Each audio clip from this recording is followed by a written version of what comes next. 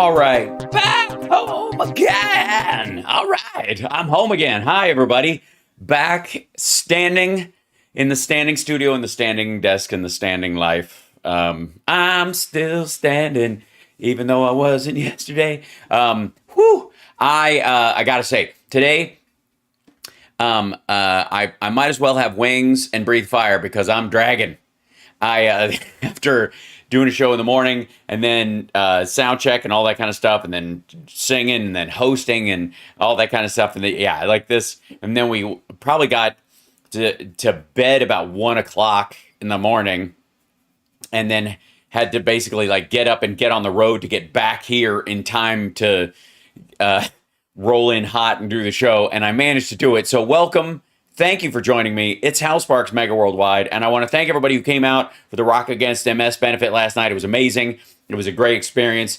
It was musical. It was beautiful. It was terrific. It was great to see Tiffany and Drama Rama at the show. It was great to see Steven Adler, who played last night. I have to say, full confession, I am not the biggest Guns N' Roses fan. I appreciated the first record like a lot of folks. I felt they went into their artistic, aren't we amazing, navel-gazing phase right out of the gate with Use Your Illusions, and they were just kind of, yeah. Anyways, but Steve, I will say that what made that record for me, was Slash's guitar playing and Duff's bass playing together, fused so well musically and soulfully that it had that kind of like Aerosmith connection right out of the gate on a debut record.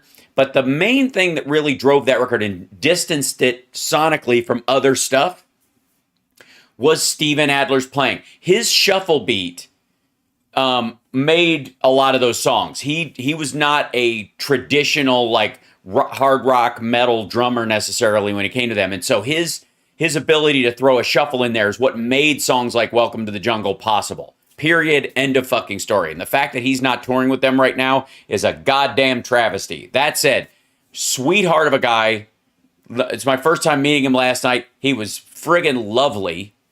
And I have to say, a lot of talented people played last night. A lot of great artists standing up there and singing and playing guitar. And like everybody who performed last night, if you put a mic or a guitar, a guitar in their hand or a mic in front of them or drumsticks in their hands, they just kill it. They're all really good. They're all amazing. But I have to say, when Steven Adler sat down and just started checking the drums behind me, just kind of like just hitting some stuff just to feel where stuff was, goddamn.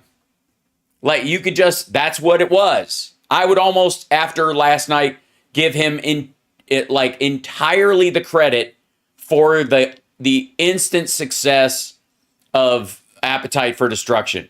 I'm just gonna say, yeah, total goosebumps. But it was even beyond that. It was like you could. It's just one of those players where like the minute they pick up their instrument, you're like, that's why. It's John Bonham's drumming.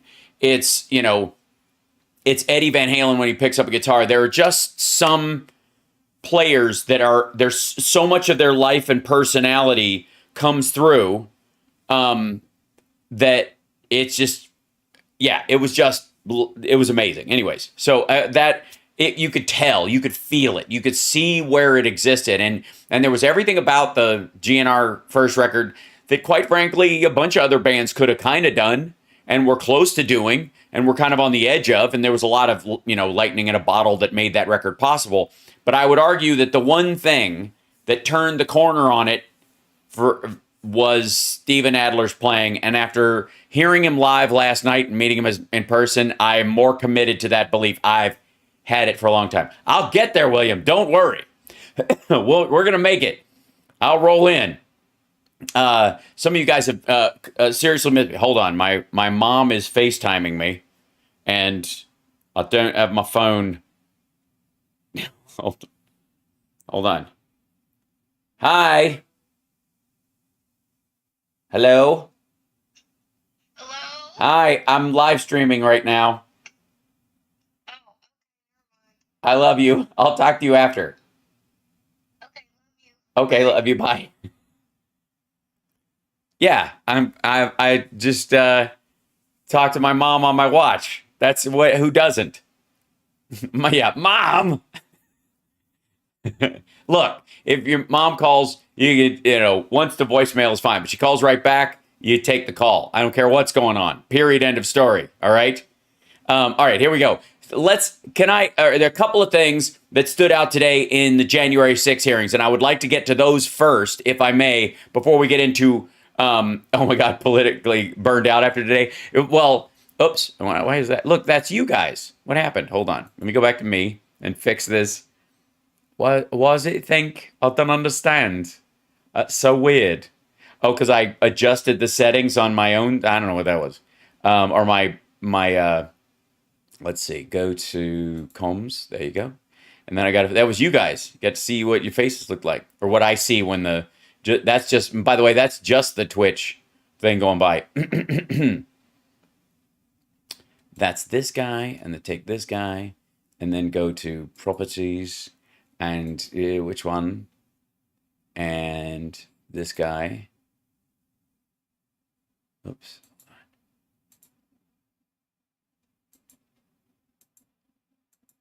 Why is it 3 all of a sudden? That's super weird. I guess it's just lost its mind. I don't care. All right. Well, either way, here we go. Now it'll work. Transition. Ta-da. There, I fixed it. I love when I fix stuff. It's really fun. So, Twitch chat is really the only one you need to notice. Well, Randall, I'm actually looking at the full... Here. You want to see what I'm watching? You guys know this. Here you go. There it is. There it goes, zipping by. This guy. Okay, here we go. Now, hype train. Let's do it. All right. Secret Service received alerts on the morning of January 6th about threats against Mike Pence. They received them for 10 days prior, too. And there was a bit of ignoring going on in there. Agents received... I'll show you this piece real quick. Reports about a spike in activity on another platform called Parler. This was... By the way, Parler is one of those sites that was co-owned by Dan Bongholio and that crowd, and it is probably the biggest social media data breach in history. They were Parler, which was the first breakaway right wing. I think it was the first. I don't know if Getter was maybe. I don't know. They both came out about the same time, but Parler was like where everybody was going to go instead of fuck Twitter. I'm out of here. I want free speech and I don't want to be corralled by blah. Anyways, those folks all went to Parler, and Parler, their security protocols for the privacy on there was the demo version of a WordPress plugin that they didn't even pay the full price was like $15 or some shit. Like they were so chintzy, and then it ended up with a 70 terabyte download of all their information, including a shit ton of videos these fuckers posted on January 6th. It wasn't even like the FBI figured out a way to break into Parler. No, just hackers went, here it is, you want it? And they just dumped it. Because, these guys are bootstrappers who know what they're doing and are always in charge. And, they would make America great again by... They're gonna use the demo version of the military to protect the United States if they get power again? December 30th. In this email, an agent received a report noting a lot of violent rhetoric on Parler directed at government people and entities, including Secret Service protectees.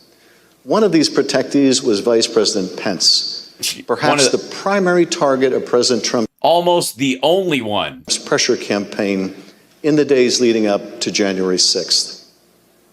The day before the joint session, on January 5th, Secret Service was aware of increased chatter focused on Vice President Pence, in particular, whether he would do what President Trump wanted him to do, reverse the results of the election in the joint session the next day, January 6th. On the morning of the 6th, agents received alerts of online threats that Vice President Pence would be, quote, a dead man walking if he doesn't do... By the way, the doesn't, screwing up the semicolon versus the apostrophe, I mean, so on brand. The right thing. Another agent reported, quote, "I saw several other alerts saying they will storm the Capitol if he doesn't do the right thing."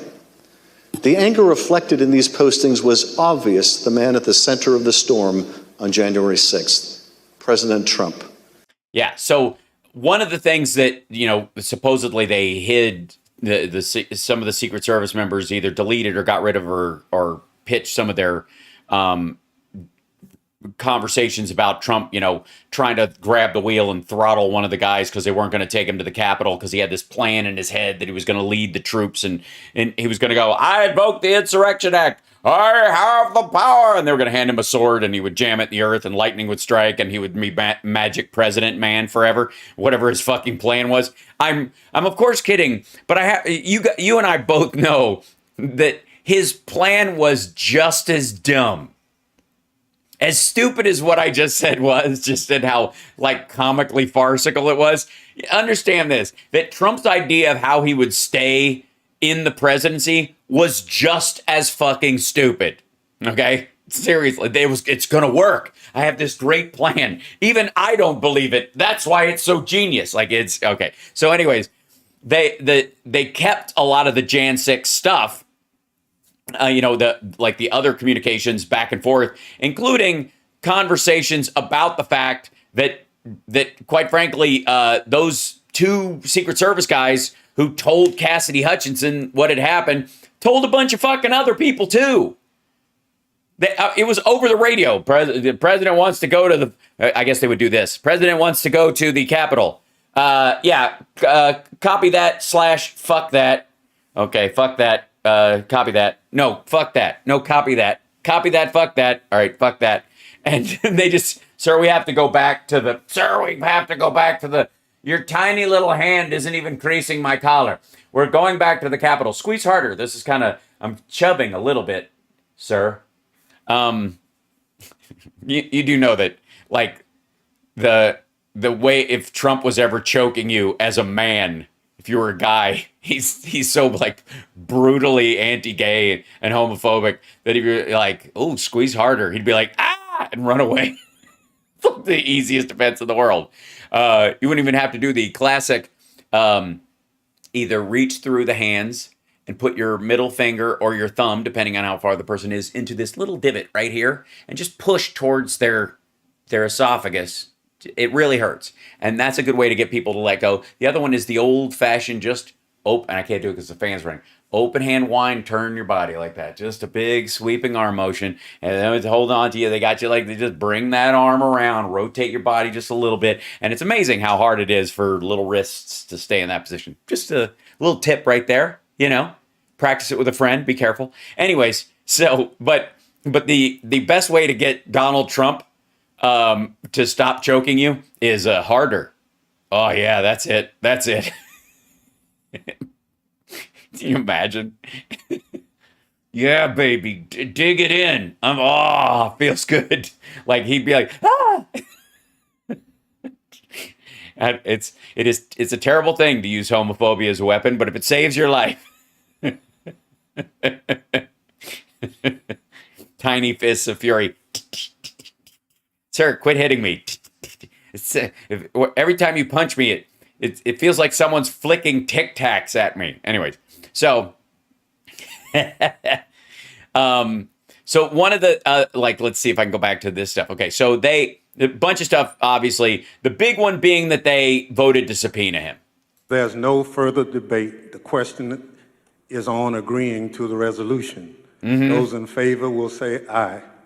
Aye. Aye. Aye. Oh, aye. If you're in the chat, say aye. Hi. Aye. Yeah, goddamn right. The lady yields back. If there's no further debate, the question is on agreeing to the resolution. Those in favor will say aye. Aye. Those opposed is no. In the opinion of the chair, the ayes have it. Mr. Chairman, I request a report. Boy, do they. I'd like to congratulate the ayes because they've really got it. They've got moxie. They've got everything you want in a buddy and a friend. The ayes have it. All right, then, let's see. Trump, believe the hashtag Trump is going to jail. Donald John Trump. Oh, this is the other thing too. So there's a secondary story to this, which is pretty hilarious. So Trump, in an attempt to get, oh, that's hilarious. In an attempt to avoid losing everything in the New York case, has started another Delaware corporation called Trump Organization 2, Election Boogaloo. And he is, let's see, we'll find it. Let's see, we'll do Trump Organization 2. Yeah, there it is. Trump Organization 2. So this came up. This is pretty funny. So yeah, he created Trump Organization 2 in Delaware. I don't know why he doesn't go to Trump Organization 3D like it's a Jaws movie. Yeah, how original, right? And registered in New York. Same day as the New York AG sued Trump Org for fraud. They're now seeking an injunction to stop the asset transfer and continuing fraud. Like, come on. You can't even come up with all right.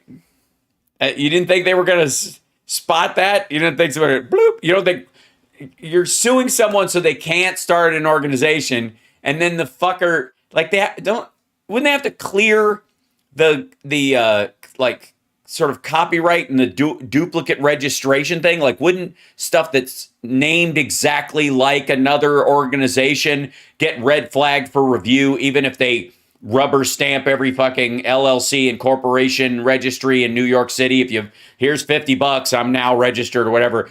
Wouldn't it automatically, if you name it the same fucking thing, go, hey, this company's trying to name the same thing as one that already exists, so that everybody who registers in New York wouldn't be fucked by fraud in general, right? So stupid. Anyways, he's really trying to yeah. So Palmer was saying this, but he forms a new company. I mean, shit.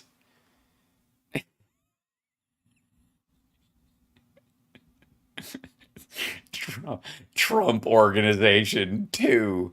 Shut up.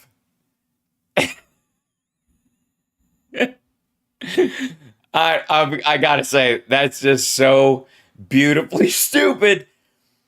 Let's see. Whitmer and Dixon are debating HAL, and Tudor Dixon is just fibbing her ass off. Oh, I see. They're doing it right now. I see. Okay. I thought they were debating me. I didn't see an apostrophe in there. Anyway, so we'll cover that in the morning show, which will be an hour late tomorrow because I'm going to be on Ron Filipowski's his podcast. So tomorrow morning show will be pushed a little bit. Hope that's okay for everybody. Now, let's go back. Let's go back to here. Couple of things going on. Let's see. It's like Watergate with more. That's right. I have to. Yeah, this dude. And then Nancy Pelosi on video saying poo poo, which was funny. They spied on my trees. Yeah. So, anyways, the subpoena is happening. Very funny. I'm enjoying that. That'll just be fun. He's flipping out on Truth Social, by the way. Like, he is wigging the fuck out. Hold on. There you go. Hold on. Let me see if I bring this up. Back this up. Shit. There you go. Here he goes. This is I don't want to. They always ask for an update. I'm not like it. This just seems like they're fucking with me. This is okay. So this is one of the primary. This is where he stopped 2 hours ago. Why didn't crazy Nancy Pelosi call out the troops before January 6th, which I strongly recommended that she do? It was her responsibility, but she didn't like the look. Crazy Nancy failed the American people. Okay, first of all, when your defense is, how did she not know that my followers were psychopaths and seditious, murderous assholes, and she should have, understood how violent and awful my followers were? It's not a good look. Secondly, he took the whole, like, I'm going to walk down there with you, let's go down to the Capitol part out of his speech because he knew it would trigger exactly that response. Examine massive voter fraud, okay, blah, blah, blah. Again, this is it's bullshit. All of it's bullshit. But even on top of that, it's like, Your Honor, you're not even looking at the fact that she cheated on me. You're just focusing on the fact that I stalked and murdered her. She was really a cheating bitch. I should have, Your Honor, I should have had the right to murder her. That's his defense in the second one. Also, not a good look. Why didn't the Unselect Committee ask me to testify months ago? Why'd they wait until the very end, the final moments of their last? It's not the final moments of their last meeting. Why the committee is a total bust that has only served to further divide this country a laughing stock. Well, why aren't you saying yes right away, dummy? Huh? That's the question. Who cares when they asked? Why didn't you volunteer? Why didn't you clear shit up? Why didn't you ask? Like, hey, knock all this shit off. Ask me. The buck stops here. I was the president. You're goddamn right. I ordered the code red. You know what I mean? Like, if it's their fault for waiting this long to ask you, then it's even more your fault for not volunteering in the first fucking place. Because they did ask. They did ask him to testify. They just didn't subpoena him. Unpacking the apparent Trump Hillary double standard, FBI obstructed its own investigate. Okay, bullshit. That was the whole Comey thing. What's this building? Hop into State's warehouse, stores Barack Obama's presidential paper. Yeah, it's been vetted.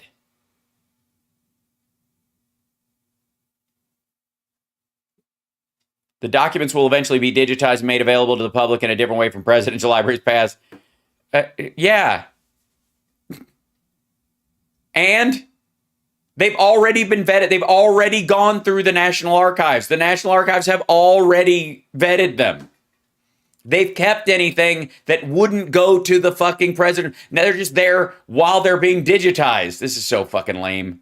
There's no sainthood for Obama and National Archives in Trump FBI raid roar. Okay, and New York Post, of course, exposes Washington's secrecy shams. Crisis at the, yes, it's real clear politics. Crisis at the National Archives.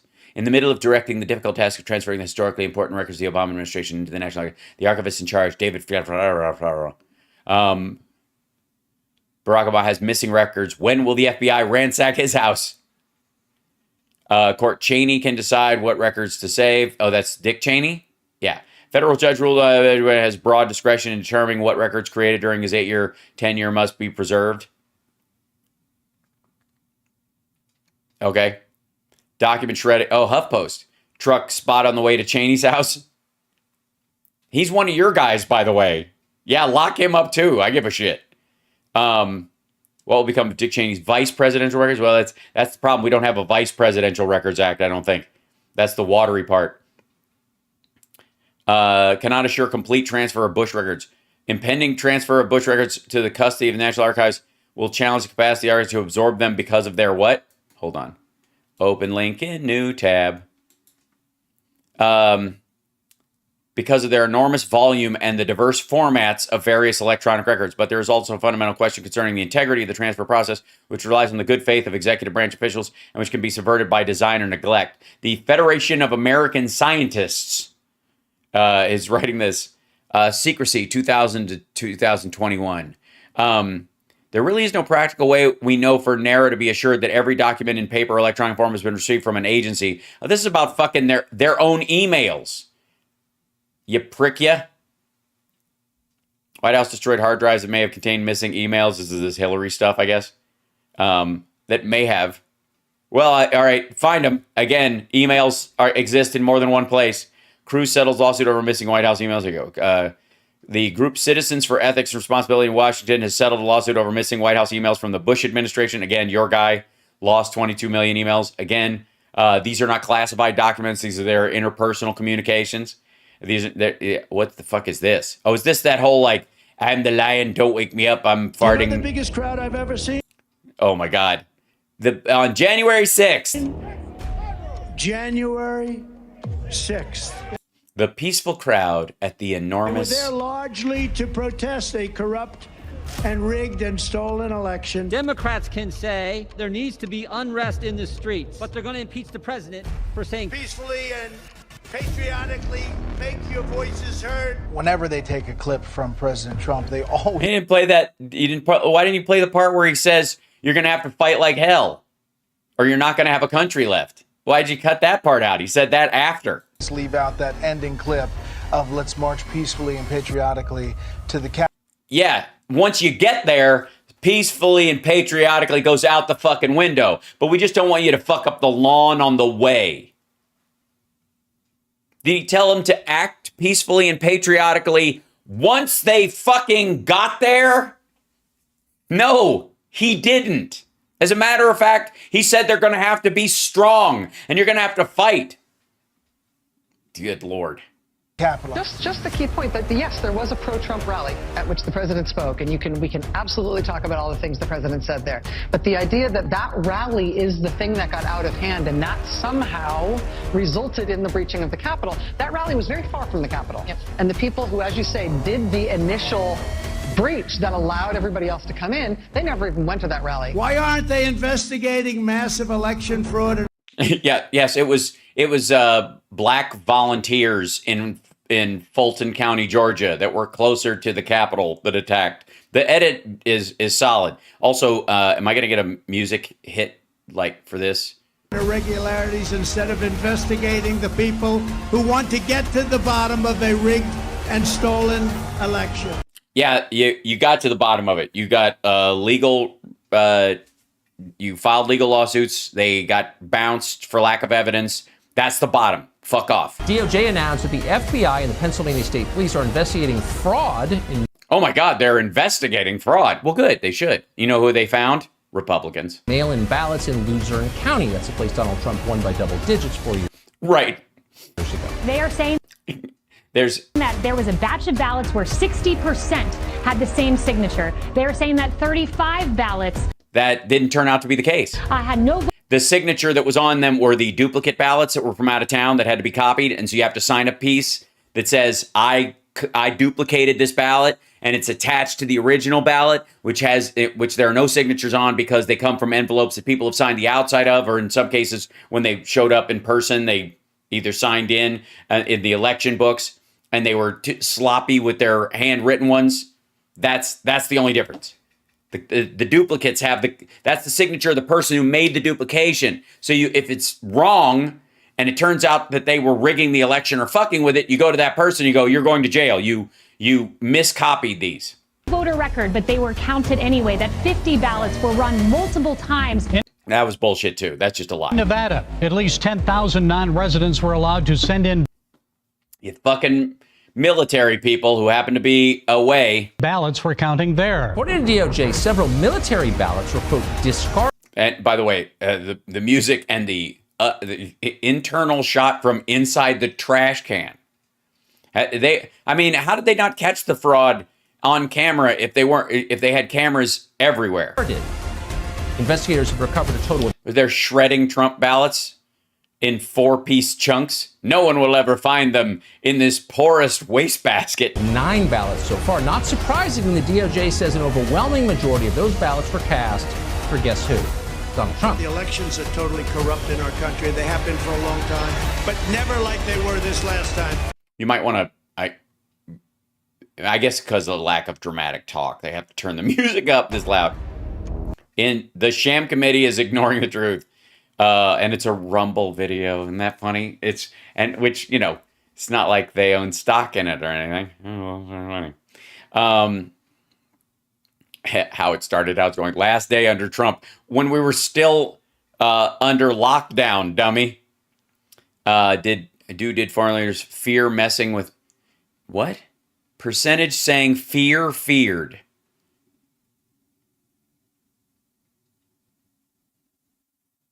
So hold on. They did a poll of foreign leaders and asked if they were afraid of messing with Trump.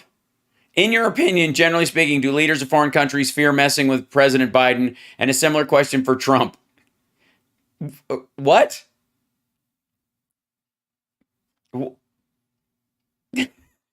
I guess we're just going to assume that anything they did that was positive was because they were afraid of Trump, and anything that they do positive for the United States is because they're not afraid of Biden. It's so fucking stupid. 83% of Republicans think that foreign leaders were afraid of Trump and not afraid of Biden. Overall, everybody's like, I don't know, I guess they were afraid of him because he's a lunatic. I don't know, like afraid of him like you're afraid of Kim Jong-un or Putin or Xi Jinping, that they might release some sort of Armageddon on the plane. Yeah, in general. The fuck? Inflation, according to the Biden administration. Okay, this is that chart. Okay, it's just memeing. Americans saw most severe pay cut in 25 years under Biden.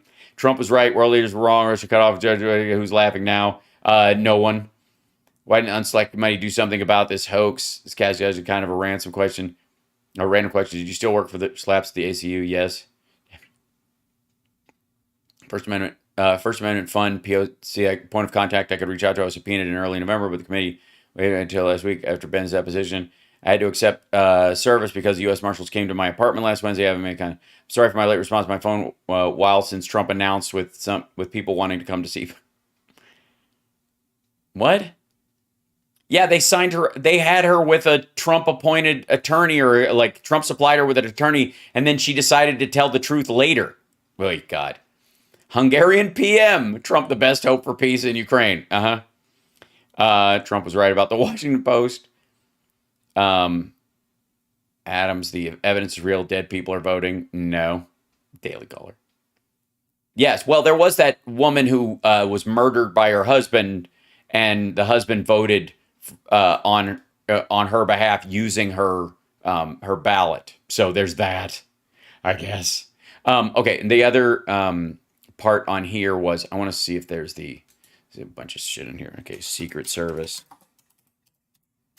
There was, Sunday. Yeah, these are the like the pieces that they showed that they were aware of ahead of time that this shit was going down. But let me see if I can find I could be under videos because they'll play. That's the Proud Boys part.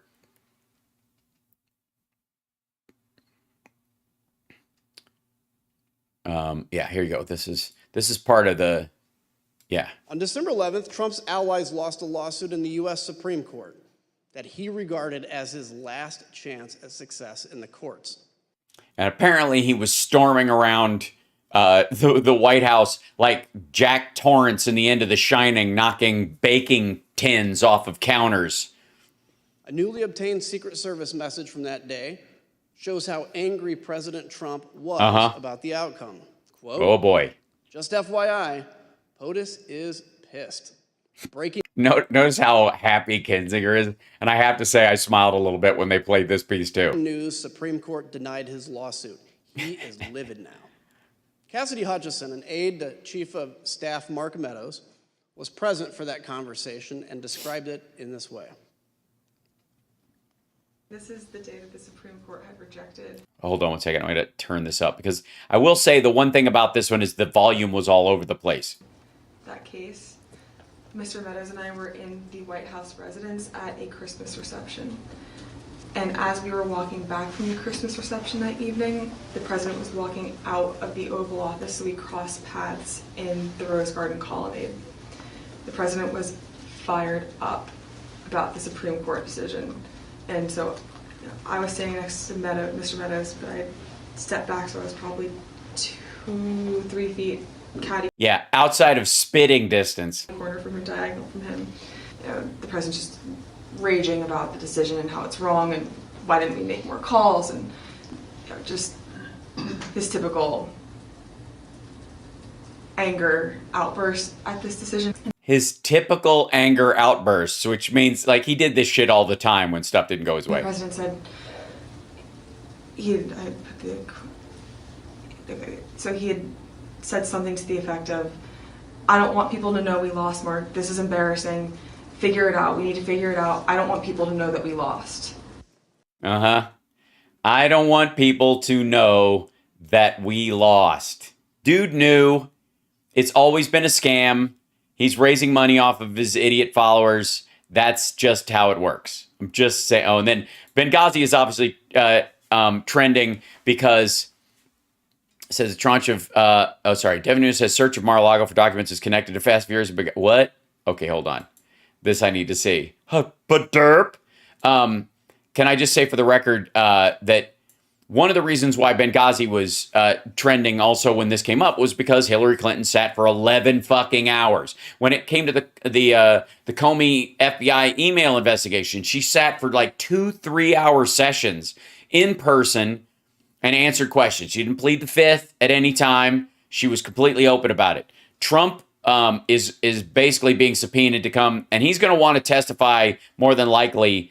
Like the debate will be whether he testifies in a big open hearing, which I think he should, or in a room with an attorney on his side in a deposition manner where he knows the clips are going to be played later.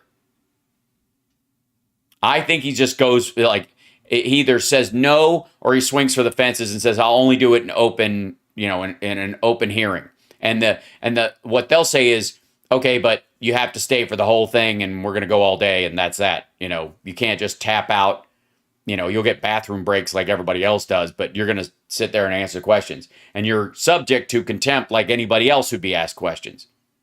That's the part that's going to freak him out. I'm just, the joy. It's going to be so fun watching it play out. Okay, so what's Nunes saying? But I think this actually goes back pre-Russiagate hoax.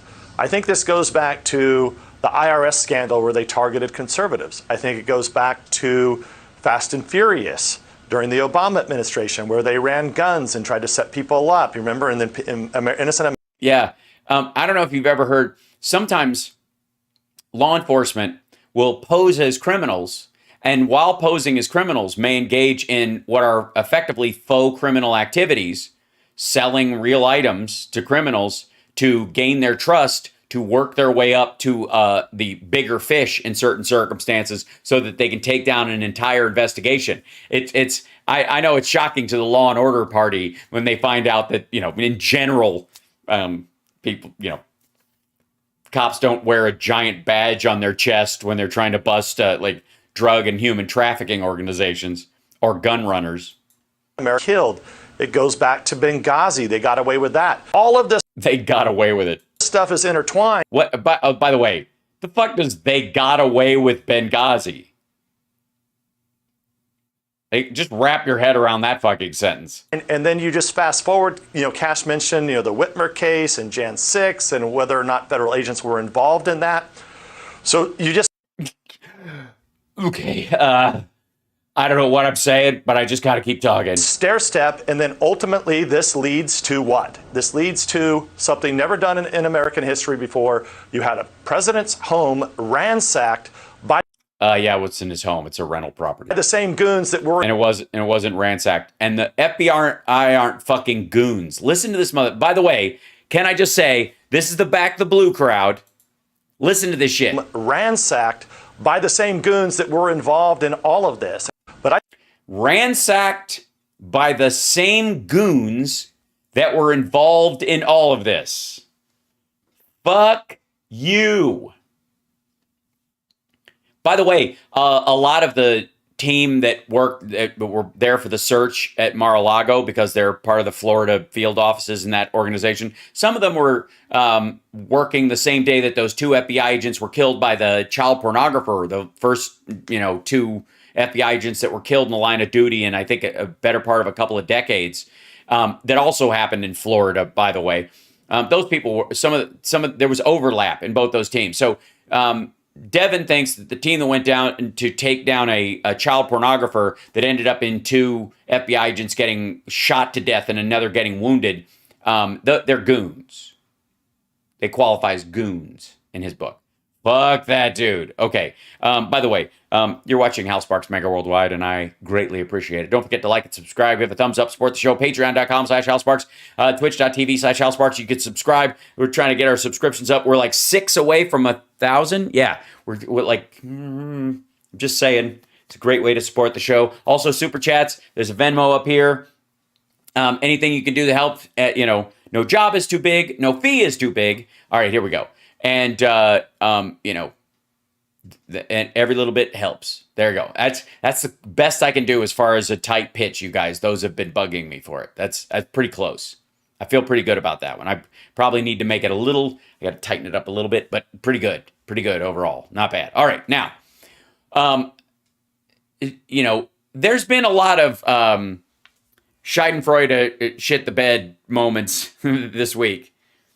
Trump is obviously having his moment, but can we be completely honest? We all had a big smile when this shit went down.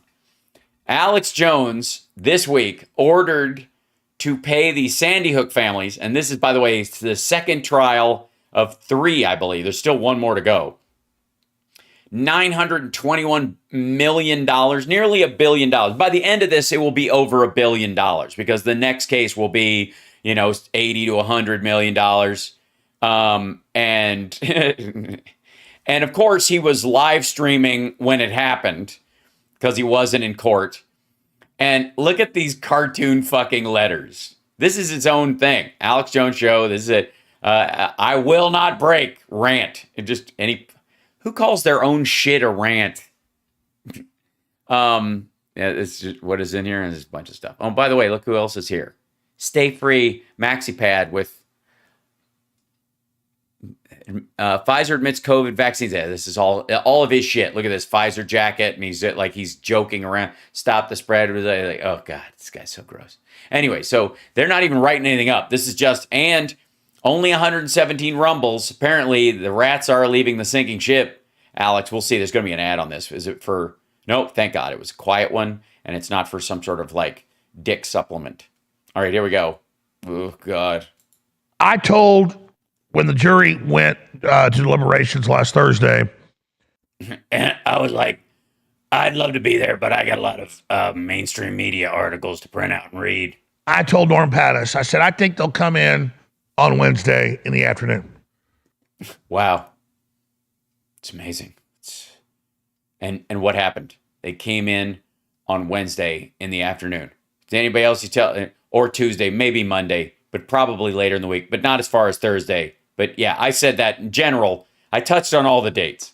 I don't know how I know this stuff. The more I go with my instincts, my spirit, it's just... Yeah, it must be... I think you've got the gift of prophecy at this point, which is weird because you didn't see this shit coming, did you? I told the crew it'll be $1 billion. It is. And it's just, you have that same instinct, that same spirit. And yeah, we all have the spirit of the Holy Spirit of the Spirit. We're both drink a lot of spirits. Schnapps, mostly. And I also said, I think it'll be Wednesday. This is great so far. Wow. Did you say, did you make a weather prediction? Because then we're really getting somewhere. So the emergency show Wednesday, I announced it on Monday, and here we are. So, hey, we got the Holy Ghost, folks. It's hard to beat. We got the Holy Ghost, folks. No, those are your own farts. Nobody can beat it, actually. It's a little sarcastic comment there. Can't beat it. And so I'm in the arena. Appreciate Robert Barnes. Appreciate Norm Pattis. You're not in the arena. Your fat ass is in a chair in front of a cartoonishly ridiculous news desk prop thing you had made with money from supplements that are more poison than anything else. You got this illusion of like world connectivity graphics fucking behind you, like the shyster that you fucking are. Understand something. This graphic that shows the fucking whole world and the coastlines and all this kind of stuff, like something out of war games, is just as much a big pile of puffery that's supposed to give him some sort of credibility as the screen that plays crosses and falling snow behind Hank Kuhneman. You understand? Like this imagery, this world map imagery bullshit is old school 1970s world news tonight. Just exaggerated. Owen Schwartz coming here with some other big guests, some other breaking news. Yeah, but until then. Going to midnight tonight. Appreciate him working so hard. Appreciate this crew. And I want to explain. They want to lie to you and say, don't bet on InfoWars. Don't. Yeah, you should bet on InfoWars. If you're inclined to bet on InfoWars, bet on it going down, but bet on it. Yes, I would say short InfoWars in the near term. Don't donate money. Don't give it money. Because we're going to shut it down. Really, we got 2 years of appeals. 2 years of appeals. Yeah, we got two more years to say that toddlers weren't really murdered and torment their parents and forget that this even happened in a couple of months and accidentally say the quiet part out loud and get some of our Nudnik psycho followers to attempt to murder them or go piss on one of their kids' graves. We got 2 whole years. and everything going on in the world, it's not going to matter in 2 years if we don't turn this around. Yeah. I'm never going to have to pay this. The nuclear war will bail me out. So they're so pissed. And by the way, I can go anywhere with backers and do a show. Yeah, you can go anywhere. Russia, China, the Middle East, Africa, North Africa especially. Gosh, where's that fucking Clayton Morris do his show from? You guys could bunk up. And don't think that's not there. Oh, it's there. He's leaving the country. Believe me. What do you think the show is going to be called? InfoWars in Exile? Seriously, he's already talking to Glenn Greenwald. Okay, so all they've done is make us bigger. You think if they yes, if you strike me down, you will only make me more powerful. hadn't done this, the book will be #1 right now with world leaders reading it. World leaders are not reading your book. No, they screwed up royal. They screwed up royal. They should have never pushed back on this fucker tormenting the parents of dead kids. That was the last straw. Sure, alien with lizard people wearing human skins, drinking baby milkshakes and forming a Clinton death list and all that. That was, I could deal with that. But the minute they try to stop me from shitting on the parents of toddlers that were shredded with bullets, that's where I, Alex Jones, have had it up to here. That's the one area I will protect with my life. This is the time. All right. So I want to thank Robert Barnes. I want to thank Norm Pattis. I want to thank the rest of the crew. Robert, great job. Stop saluting, fucker. You never served. By the way, he's 7 years younger than me? 6 years younger than me. Hold on.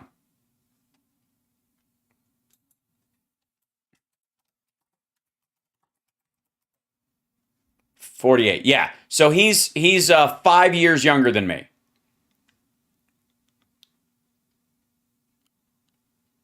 Just saying.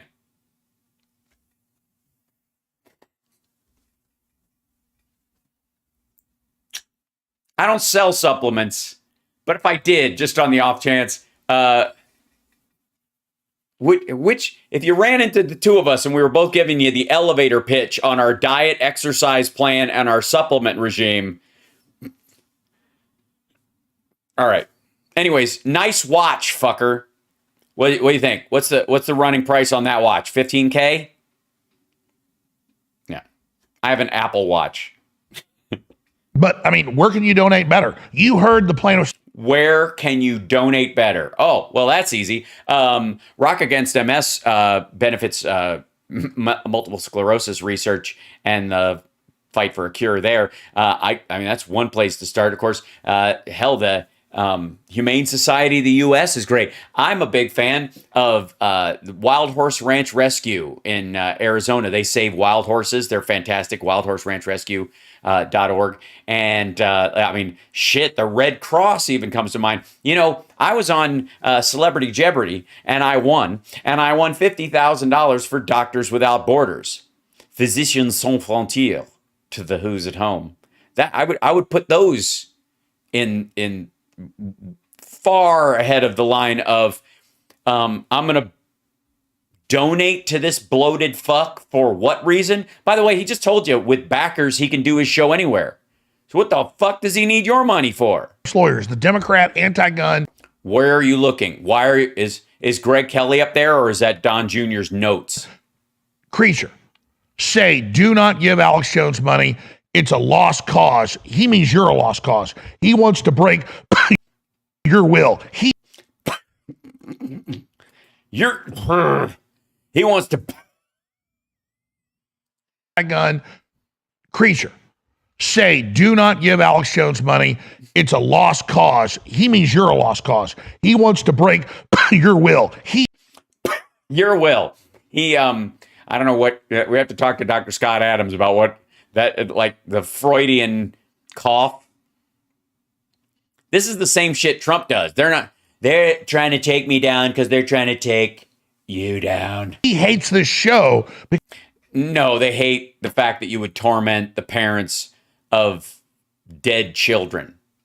The rest of the time, they don't give a fuck, asshole. Because I'm a focal point of liberty and freedom. No, you're not. Standing against these creatures. They're creatures. Standing against them, how? I don't know how clear this can be to anyone, that if anything he said was true about the power structure of the world, he'd have been dead a long time ago. Do you think it would be hard to fake his death of natural causes? I'm dead serious, no pun intended. If they're like, yeah, Alex Jones, had a heart attack. Like, everybody go, oh, well, I'm surprised he didn't have one sooner. Look at him. He's obviously a mess. Like, there's 100 reasons why, like, they wouldn't even have to down the plane he was in with 100 other fucking people or some fantastical bullshit Illuminati nonsense. So let me give you a good example. And I've mentioned this a couple times before, but it bears repeating. I was on Alex's show a long time ago with my friend Richard Hunter. Richard knew him in Dallas when when Richard had his show in Dallas, and we're in Austin, and we went over to his studio. It was much smaller at the time, and did his show ages ago. And this was in the lead up to I want to say the 2012 election, somewhere around there. And he was doing his fucking shtick during the show, but during the commercial breaks, he would kind of relax and talk about how he had just gone to this premiere of this Hillary Clinton documentary movie, which was ultimately, we would find out, the Citizens United movie that spawned the Citizens United case, and ultimately, was basically like the driving force between trying to get money out of politics and the bill around it. And it's been the flashpoint was that movie. So he was at the premiere of it, and he kept talking about how they had the best chocolate cake. Sorry, Trump. Sorry, Mar-a-Lago or fucking Bedminster, wherever the fuck. The best chocolate cake, according to Alex Jones, was at the anti-Hillary Clinton premiere. And that he and his wife drank like 2 bottles of this red wine that they had, and drank and ate all this chocolate cake. He had like 4 pieces of fucking chocolate cake, these slices this big. He's like, I couldn't stop eating this shit. Okay, first of all, why would I listen to you about what kind of supplements to take if you eat like that? Maybe like, hey, you can eat shit all the time and take the Alex Jones anti-cake pills. Like, I don't know why the fuck you would trust him with your health. But beyond that, if the Clintons really had a fucking body count, and it was crucial that nobody know, and there had to be a giant like PR campaign and an under the table violent push to stop anybody that might tell the truth. Why would you eat anything at a public anti-Clinton thing? Like, why would you go? That's like saying, I was in St. Petersburg and they had this fuck Putin party, and it was catered by, I don't know who the fuck. I didn't really pay attention. And we all watched this anti-Putin movie about how he got people murdered and wiped off the fucking face of the earth. Like he pushes people out of windows, and he kills his business partners, and he wipes out all these people who were in Gazprom. And man, they had this drink. It was a little, I don't know, it made me a little dizzy. It smelled funny, but I just couldn't stop drinking it. Now my legs are asleep and they won't wake up. Like this, if any of it's true, you wouldn't fucking touch the food there. Because why wouldn't they kill you if that was true? Because again, the charges that he levels against the Clintons aren't like they're power grubbing people who will just kind of screw anybody through, yellow journalism and postings about people and yada yada. Like no, they killed people. That's his storyline. Well, if that's true, what the fuck are you doing eating from a buffet at an anti-murderous couple movie? I don't get it. Are you? Yeah, I'll have the chicken, right? I mean, that's just how you know he's a bullshitter. He's full of shit. But I'm not worried about it at the end of the day. I've Yeah, clearly you've given up. We can tell. already hit the next level in this fight. Thanks for your support. Oh, you mean you've been able to sock some money away for a rainy day, and you know you'll be a millionaire no matter what happens? So even if they take the entire organization, you've bought some fucking island somewhere with it, and you're just going to like get on a plane and fuck off? And there's so many up-and-comers and so many great leaders.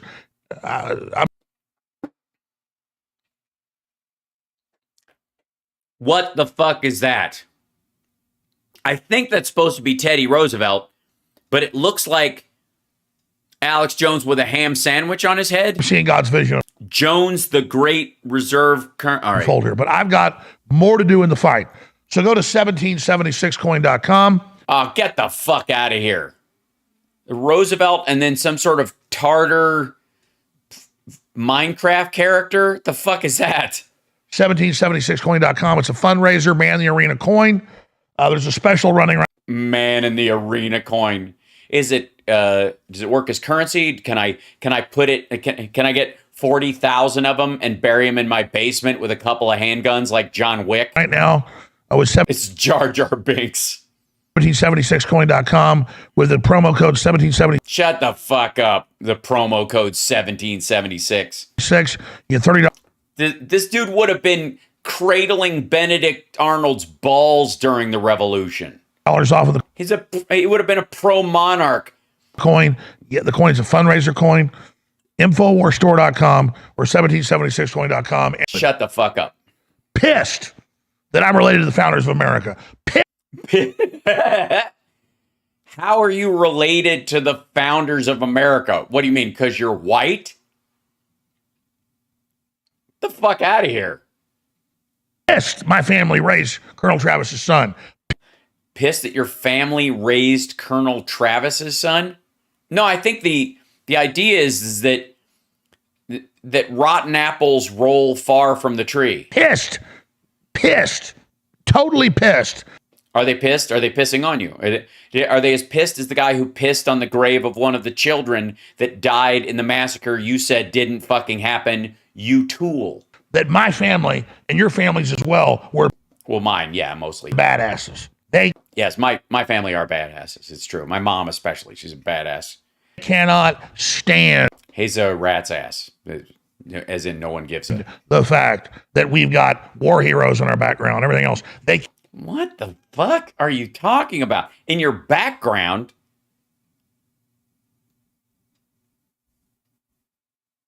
What, how? I'm not even sure he knows what he's saying right now. What are you, just stealing valor from your fucking ancestors? Can't handle it because they're chicken neck commie weasels. Well, it's not their fault. They come from a long line of chicken neck commie weasels, and it's in their blood, clearly. Who cannot stand it. Unlike Cheese Whiz, which is in your blood. And they cannot stand the fact that they can't break me. Dude. This guy actually thinks people give a fuck about him personally and not about stopping the torment that he's doing. The rest of the time, nobody gave a rat fuck about Alex Jones. This crossed the line. He was just like a fucking gadfly conspiracy theorist for a long time. Nobody gave a shit until you started attacking the parents of children that had been slaughtered. Only God can break me. And he's doing a damn fine job, I will say. And only you can unbreak me. What's the end of this sentence? He's thinking about it. He's trying to figure it out. Cannot give us the funding we need to fight.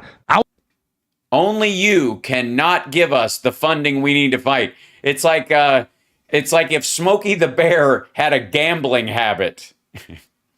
Only you can prevent my losses at the crap tables. Come on, I just need you. Just front me an extra 100. I'm on a roll. I just need. I'm up in how down I am. I won't be broken if that happens. In fact, a lot of me has been in this fight 28 years. I'm kind of like, man, I'm in this fight. But as long as I'm getting punched, I mean, I just keep fighting. And Nobody's punching you, fuckhead. You were punching people, and they tied your hands. You got handcuffed for punching people. That's what this is. That's what this is the process of HAL. They keep punching me in the face, and I'm just... And you're like, it looks like it. I'm just saying, your face does look like it's been punched a lot. It hasn't, which is, I think, more concerning. If your face looked like that, and you're like, somebody beat the fuck out of this guy, you'd be like, oh, I could see that. But if you haven't been punched, and your face looks like that, I would see a doctor. It's like opening up cans of whoop-ass over and over again because I don't know how to give up. I don't know how to give up. At what? Sitting and yelling into a fucking microphone? I've never done it, never gave up one time, and people in my life pushed me far, and they always... Also, by the way, he has given up before. And when he in his fucking divorce proceedings, when he was like, it's a character, I don't really believe that shit. He did the Tucker Carlson defense. He's given up multiple times. He just does it under the fucking radar. Found out it was the next level. It is the next level. It's totally like I'm ready for the big boss. And we're going next level, ladies and gentlemen. Are we? What level is that? I just need to know. Is it a beta level? Are we testing new software? Or is it just full on? Because I don't know if I want to be an early adopter on this level. All somebody had to do was hurt me bad. Which you just said they didn't do. And they found out that I had angels on my side. And by angels, I mean investor angels from foreign countries that want to destroy the U.S. government and know that I'm probably one of 9, really, well, 16, well, like 18 channels, probably 32 channels that could help them do it. And I'm going to just leave it at that. So God wants me in the fulcrum. You sure he doesn't want you in the chute? God wants me persecuted. God wants you persecuted. Well, not me, obviously. He wants you persecuted. He wants you to stop persecuting people. I think you were doing the persecuting. There's no inversion where you persecution doesn't beget this isn't reverse persecution. For the unborn children they're murdering, God wants to see Manning up right now. See Manning up right now. Peyton Manning? I don't know. I feel like he's done, but I'm no sports fan, so you'll have to ask me. I mean, just saying. Chelsea Manning? Possibly. It could be a good voice for transparency and the like. I mean, what a great idea to take somebody who was a whistleblower who really gave a shit and give them renewed clearance and put them, on a board perhaps that looks at never mind. Broad the zone with the articles and videos at Infowars.com. Pray for the broadcast and go and give. Pray for the broadcast. Yes. Yeah. Feel free. Pray for someone to kick the plug on this ridiculous fucking set. What is that? Seriously. Did they just buy that from some CBS morning show that was going out of business and then just put different graphics over the top of it?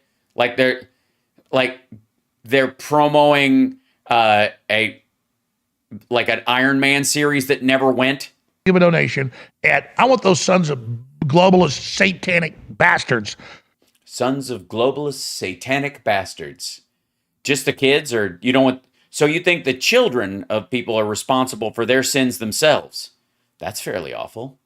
Why would the sons be the problem of it? Wouldn't be the globalist satanic bastards? Why wouldn't you want them? Never mind. To go to SaveInfowars.com, legal.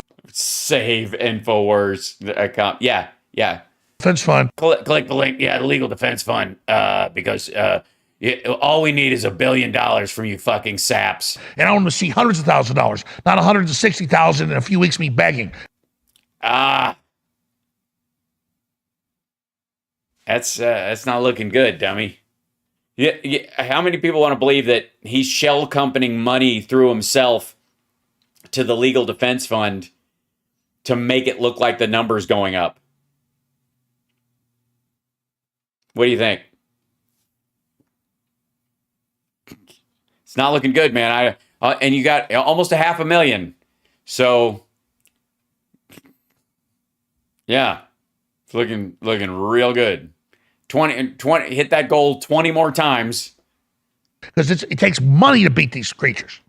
Does it? I would think that the Holy Spirit would take care of that. The Lord works in mysterious ways, and you could just pray for a nuke or something like that. Why would you even need to fight this on the earth plane if you've got the Holy Spirit running all through your bones?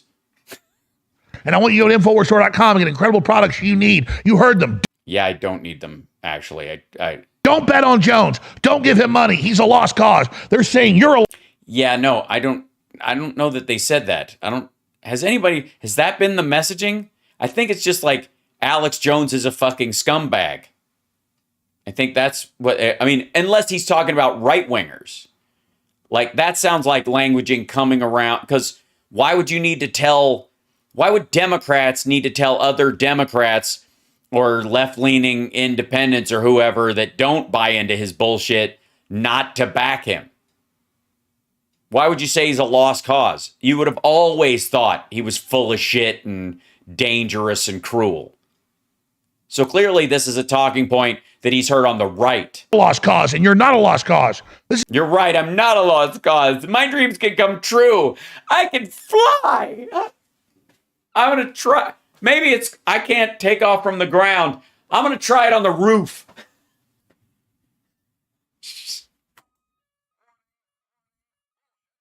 All right. This is a damn war. It's a damn war of, words and, metaphorically, obviously.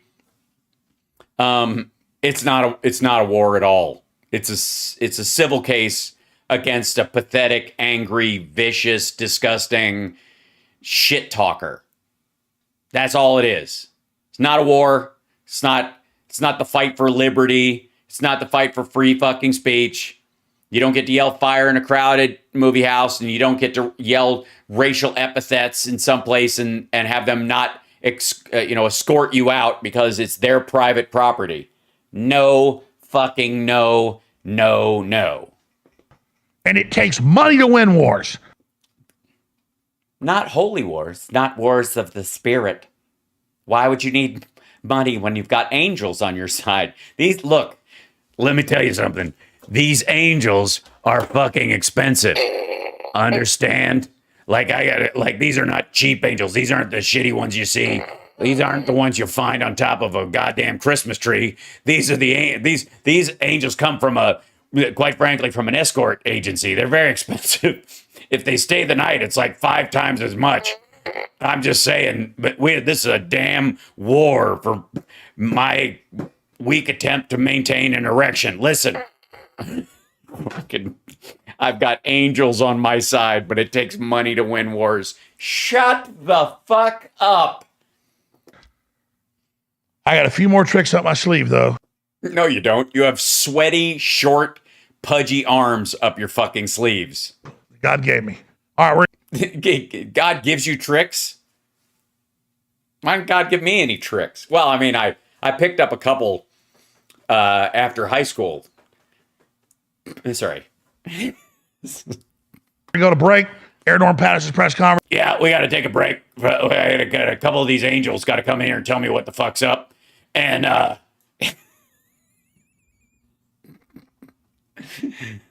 yeah.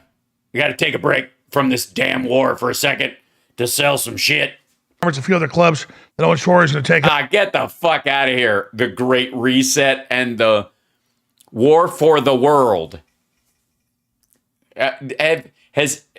What's his next lawsuit? Is Glenn Beck going to fucking sue him? The Great Reset. Oh my God. Eat shit. Take our vitamin D. Doesn't work on your D. Take Brain Force. Makes you angry and hyper-focused on shit that, it's like racism in a bottle. Over. I'll be God bless. Thanks for your support. And stop fucking saluting. You didn't serve, you fucking asshole. Good luck. Good luck. Robert says he's prepared to defend himself. Whatever. Okay. Corporate media. Don't listen to the establishment. Don't listen to Republican, Democrat leaders. Don't listen to anybody. Don't listen to me. Don't listen to Don't watch me in court. You actually use that word a lot with your audience. You call people tyrants, don't you? Only when they act like it. Only when they act like it. So I sometimes will call myself a tyrant. Mostly when I've got a couple of hookers over the house dressed as angels going, "Who's your tyrant, baby?" That's, I mean, I think they're down there. I can't see anything past the third button. It was wild at times. It was wild. Get the fuck out of here. Is this like an ad for the book? And then this, selling the coin. Immunity supercharger. Dude, when your face used to look like that, and now it looks like that, I'm not taking fucking anything you're selling. I've been taking this for about 8 years, and boom. Never, like, this is, go to agepoorlywithalex.com. Fucking take our DNA force, and it will make you into a frog with a Wolverine beard. That's right. You too, like Don Jr., can grow a beard that will actually make your chin look smaller.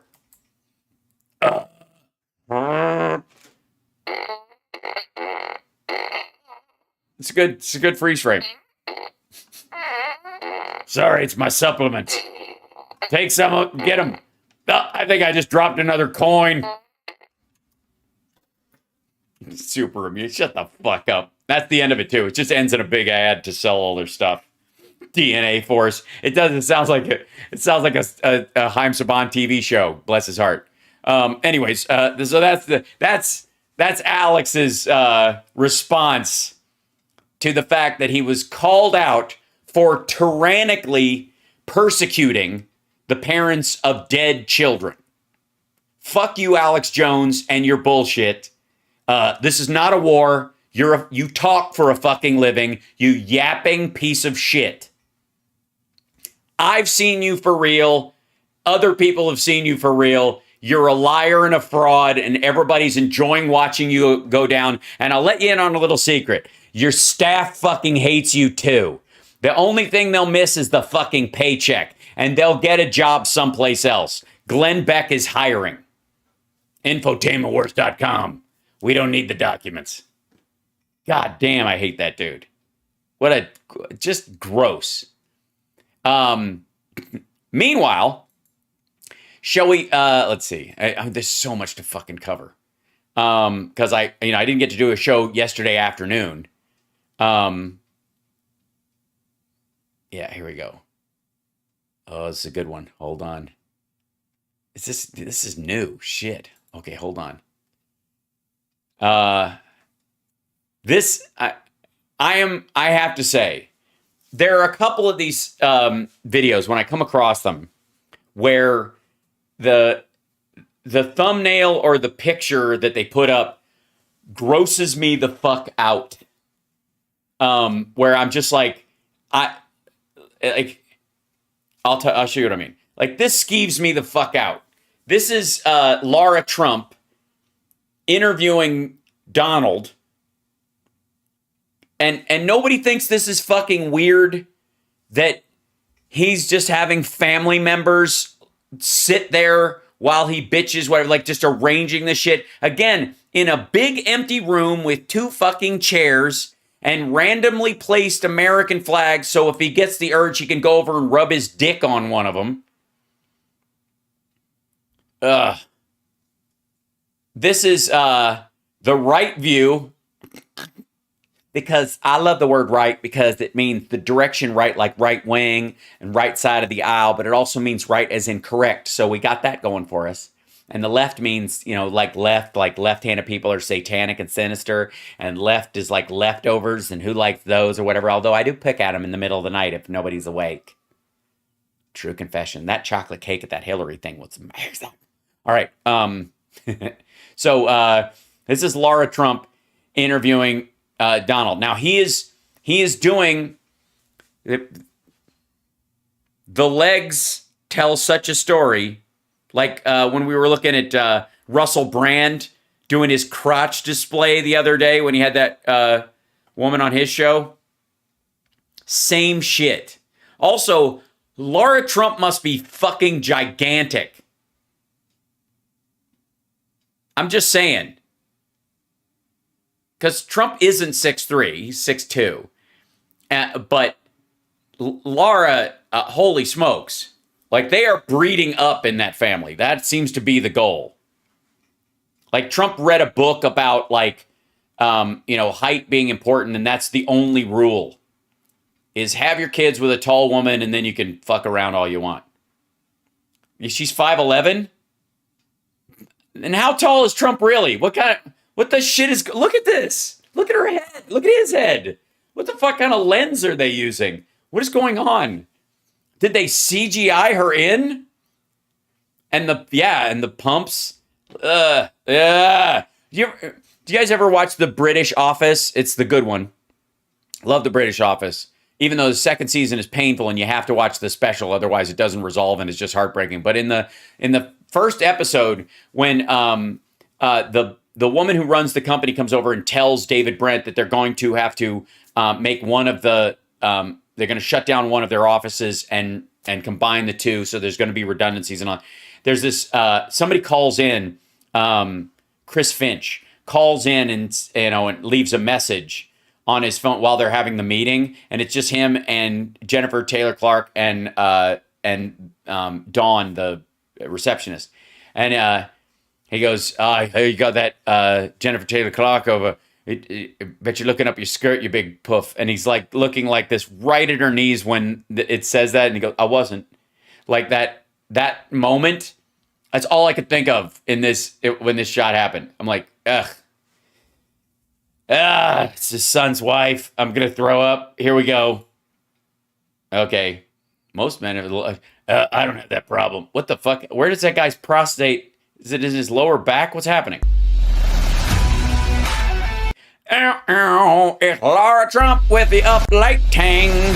President of the United States, my father-in-law, President Donald Trump. Hello, Laura. Hello, Laura. So nice to see you.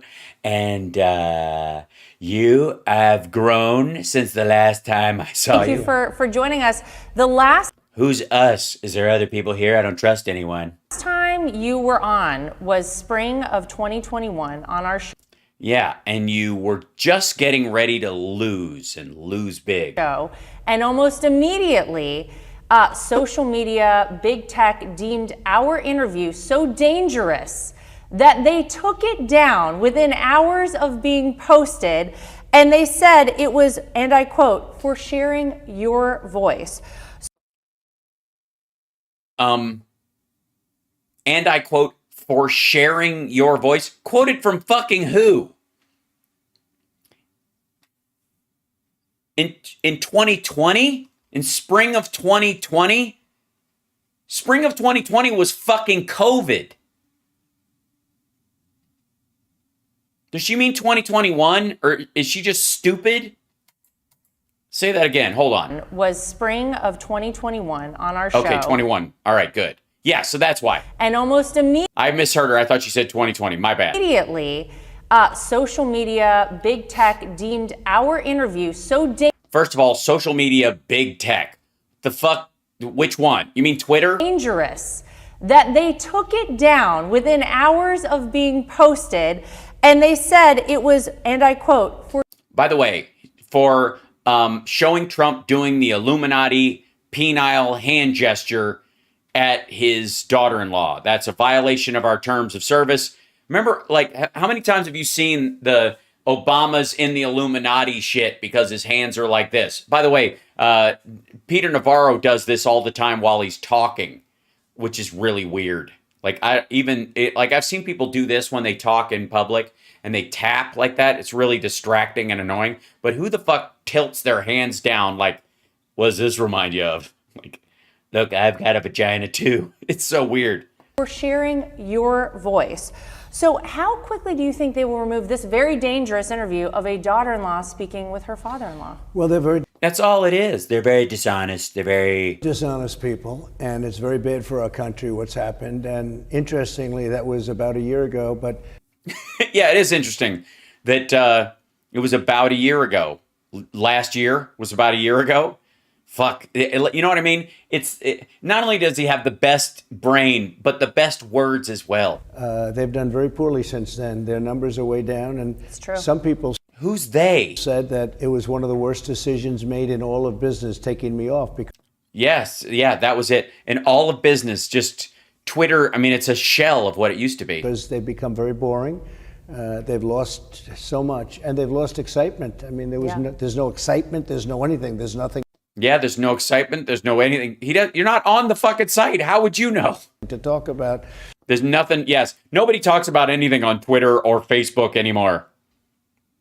Both of them, just nothing. And if you look at Facebook stock, and if you look at Twitter, what's gone on with Twitter, Twitter's a total disaster. And we have now Truth Social. Yeah, which is doing great. So good. And it's getting the word out like nobody can even imagine. Yes, no one can imagine it actually getting the word out. That's true. No one can imagine that anyone's reading this shit. I don't even read this shit. But it's very sad when the country, it's really censorship for our country. You know, we're supposed to have a free press. We don't have a free press at all. They're not the press. They're not the press. It's not the press, dummy. It's a gathering place. And if you show up and take a dump in the fountain and start screaming at people, they're going to ask you to leave the public square. In this country. Yeah, no, it's shocking and very It's terrible. Luckily, we have Rumble. upsetting, I think, for a lot of Americans. But Upsetting. you're right, Truth Social, which has been very successful, been and great. congratulations. Yeah, look how he can cite how great it's been right out of our numbers are numbery, and this is the number of the number things that we've numbered it out, and it's just doing such great numbers. I can't remember any of the numbers, but it's good. Can we get off the Truth Social? SPAC people just left with all their money. Is because last time we spoke, that had not officially launched, but it is doing well. It is doing well, compared to Getter, Parler, Gab, and some messenger channels, some Telegram channels, some private WhatsApp conversations. It's more well known than those, I guess. We're about a month away from the midterm elections.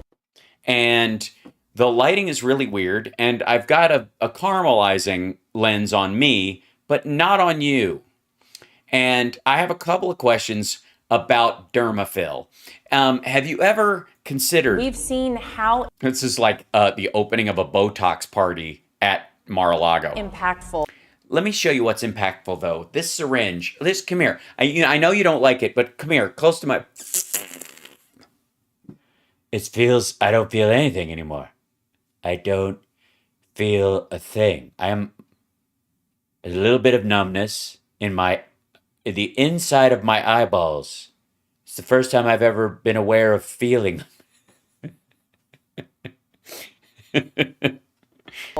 Your support of particular candidates, your endorsement, is for certain people. What do you see coming as we head towards November 8th? Do you see a red wave? What do you think is going to happen? Well, I think we're going to do very good. People need to get out and vote. Well, I see a lot of censorship again, and I see a lot of other things, a lot of evil forces trying to stop elections. And but enough about me. We had that, and we had that in spades. All right. Do you smell almonds? Would be my next question. Do you smell burnt toast? Is that scent when you open up a Band-Aid, that smell from that, you feel a little dizzy right when you smell that and you're not opening a Band-Aid? Is that happening right now? In the 2020 election. But I also see very much of a red wave because people are tired of the crime and all of the horrible things that are happening. You look at your 401ks, the market is crashing. I mean, it's one of the worst stock markets we've ever had Still up. For the last year. It's been horrible. Because it went so far up. This is like house prices. House prices go up like 200% in a year, and then they come down 50%. Like, this is the biggest 50% drop in house price, in the increase in house prices. Horrible. Right. It's much lower than when I handed it off. When I handed it off, it was much higher. People are down 40, 50%. That means they've lost half of their wealth, and they're very angry about it. So yeah, that should do it. I think that's going to be a big factor. I think people are going to remember Afghanistan and the... Yeah, you think that's going to do it? Yeah. You know what? You should keep pushing that. And you should remind them that you weren't ever going to get us out. Horrible removal, which I think was the worst, most embarrassing period of time in our country's history. And I think it's interesting that you keep saying that, because literally no one else thinks that. Like, there's been a lot of embarrassing things. We're a democracy. We're primed for all kinds of embarrassment because anybody who's a citizen can become president. So invariably, we're going to have some fuck-ups get in there. So there's obviously a lot of room for big American embarrassments. Literally no one thinks this. He keeps bringing this as the most embarrassing thing in the world because he's trying to get away from the fact that in his life, he's embarrassed constantly these days. And one of the biggest embarrassments is that he lost fair and square to Joe Biden. I think that's one of the reasons that Russia went in. They would have never gone in if I were president. They would have never gone into Ukraine. It would have never, ever. It's not even thinkable. Yeah, I wanted to ask you about that. Yeah. How would you handle, first of all, I agree with you. I don't think Russia would have ever attempted to do what they did with Ukraine had. Right. No. The plan was, and come at me about this shit. Here's the plan. Trump was going to throttle weapons shipments in his final year in his first term and going into Ukraine, slow walking that stuff, downplaying the value of Ukrainian relationships, leveraging our power against them. And then when Russia in the spring of 2021 decided to go in, in his second term, this was their thought that Trump would definitely win, and he was on his way to doing it, but he hadn't fucked up so bad with COVID. There's an argument that he would have, if not sailed to election, squeaked through at the tail end. But he was such a fuck up, as he always is, that he blew it and he lost. And so the Russians were going to go in the beginning of 2021. In February 2021, the exact same time frame they went in 2022, they were going to go in 2021. Since he lost, and they had to sit there and wait and see if he was able to seize control of the government or fuck the whole thing up, or maybe they could go in a little bit later because of January 6th and that kind of shit. But ultimately, Biden stepped in, was president. We have a functioning government, and they got to wait. They waited till the next go around, which is the next spring. They can't wait another 4 years and do it in 2025 when DeSantis is in. So they got to go. They had to go now, or they're going to run out of soldiers. They're already having. We see the problems they have. Their tanks were just going to be 2 more years older, so they had to go. But he would have slow walked the U.S. response, and the first attacks on Kiev would have been successful. That would have been that. And he and his family would have benefited from it after he left office. Because what's he worried about? Eric running and not being able to go again? He doesn't give a fuck. Had you been president for a multitude of reasons, our energy independence being one, of course, our energy dominance, the Nord Stream 2 pipeline. But how would you handle things at this point if you? Yeah, tell us what would be your leverage? What would you say? Just let Russia have all the land they've taken and wait a little while for them to reconstitute their forces, and so they can take another fucking half a salami worth of slices? Well, you see, you're asking me a very tough question, because it's a very tough question because it never would have happened, and I don't prepare for things that I don't believe will happen so that they all catch me up. It's like asking me in 2019, what if a pandemic happened? I don't know, because I fired the pandemic response team because I thought Obama did that. It's a much tougher point than it would have been had he not gone in. That was a negotiation. Had he not gone in. I don't even believe I would have had a negotiation. I think nothing would have happened. Well, that's because you're a fucking lunatic. And you said it very well, because with energy independence and with low energy costs, he wouldn't have had the money to do it. Right. When oil got up to $130 a barrel, and now it's still very, very high, he's making a lot of money despite all of. No, he's not. As a matter of fact, he's having to sell it on the black market, essentially, and he's competing. Iran is driving down the price of oil for Russia. The costs and all of the trauma that he's gone through, and they're fighting very hard on the other side. But the United States is giving billions and billions of dollars, and so many times more than Europe. You know, Europe is not paying a lot of money relative to the United States, which I think is very unfair to the U.S. taxpayer. So, but you believe that money should actually be given. Say that part out loud and watch everybody like boo him just like they did when he said you should take the vaccine. A lot of things are happening. To go in there. That is true. A lot of things are happening. I mean, I can't look, sometimes the guy is right. A lot of things are happening. I mean, that's always true. But and now you're going to have to get them together, and you're going to have to see, you're going to have to make a deal. And we have what's the deal? A lot of power over that. But one of the biggest powers we have is to get the energy prices lower, because if we'd lower the price of energy, if we could get where Putin's not doing $100 a barrel, but he's doing $40 a barrel, there wouldn't be a war. It wouldn't have started, number one, it wouldn't have started just because of me, but it all. Right, yeah, just because I fart freedom. That's why. It's just because he and I have such a close relationship. You know, I just have to know that he wouldn't do that to me. He wouldn't do that to me. Yes, that's Eric Trump's wife, Lara. Also wouldn't have started. The woman who drinks while her children cry. Can we, a little bit of context, if I may. In case some folks, I can't believe, hold on. Let's see if I can find this.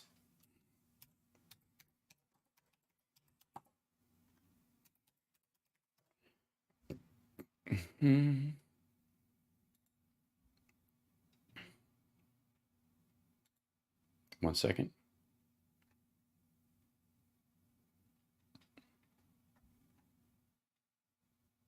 Because she's, I'm sorry, one second. She spells it without a U. Yeah, here you go. This is a video she posted online. Here you go.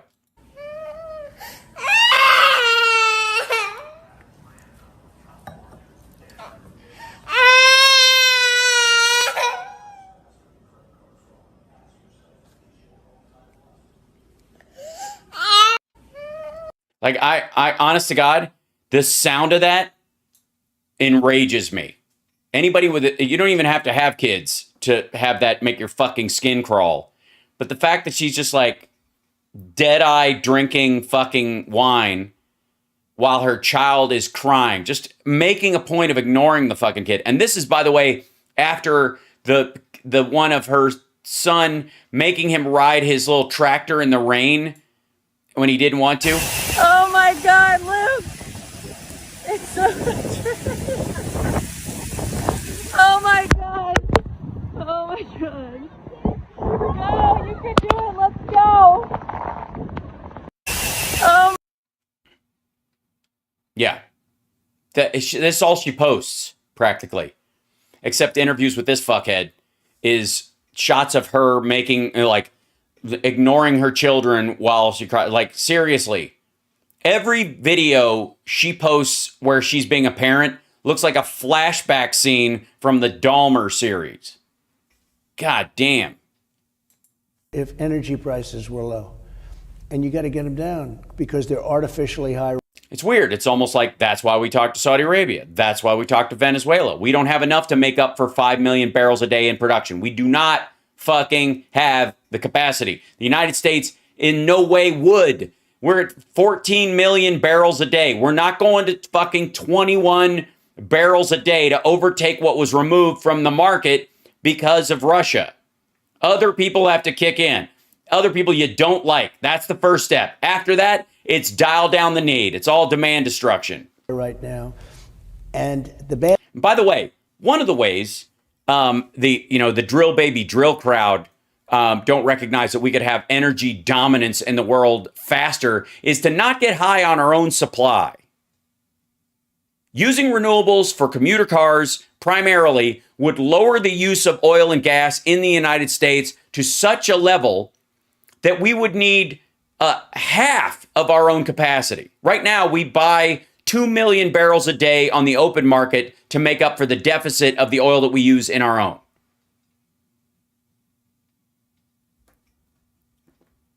Bad news is they're artificially high, but they're going to go much higher.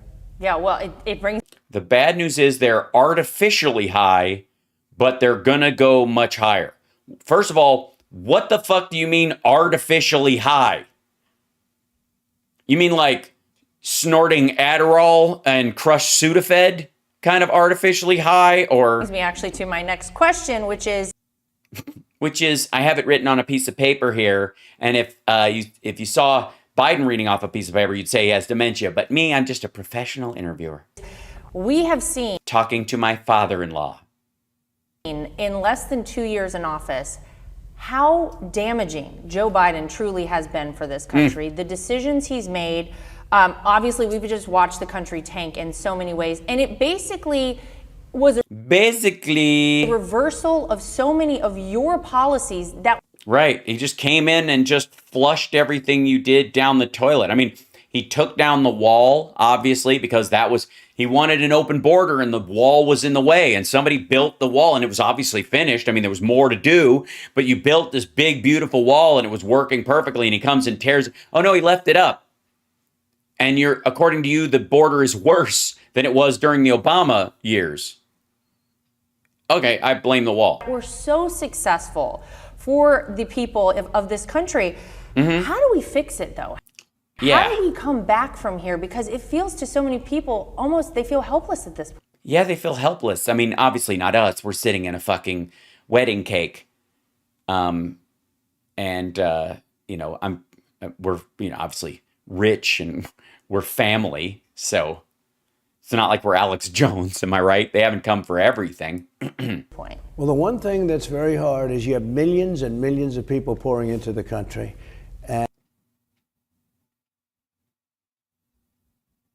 No. And we can do the energy, we can get that going again, and we can create a tremendous, we have more, I call it, But you're never going to be able to get these brown people out. liquid gold under our feet than any other country, any other land.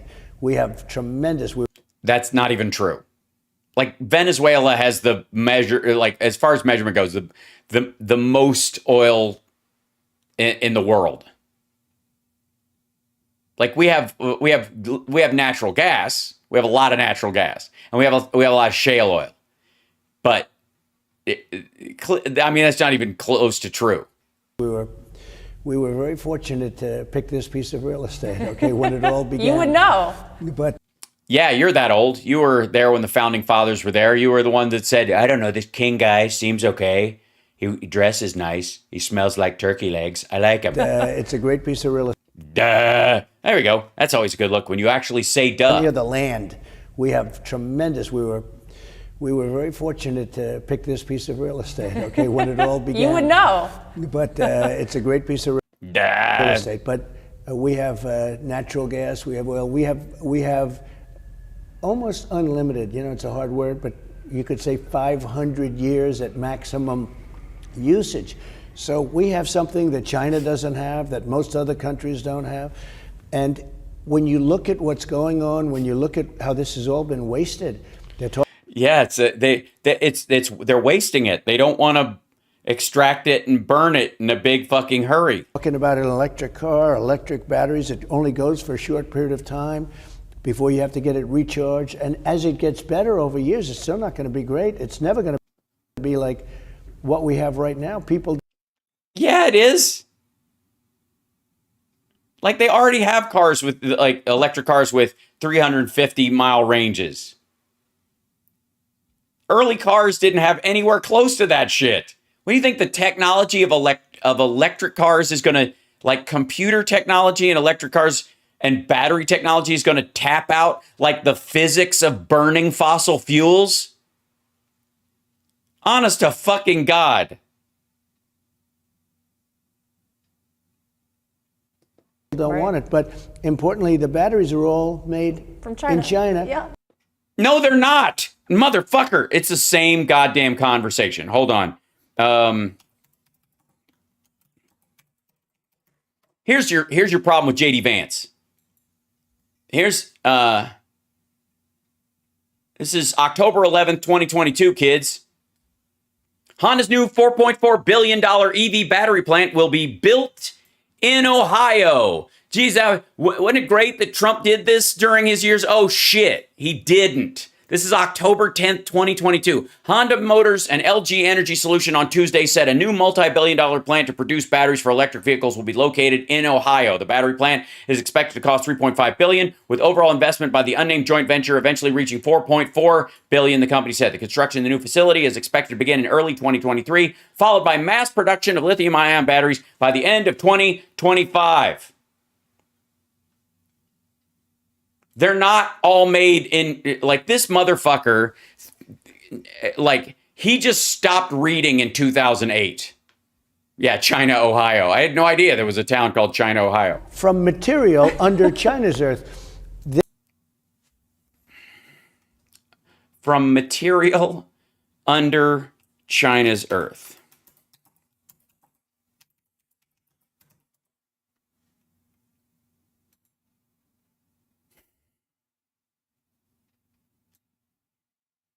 Lithium deposits are traditionally mined from rock and brine, which is lithium-rich water.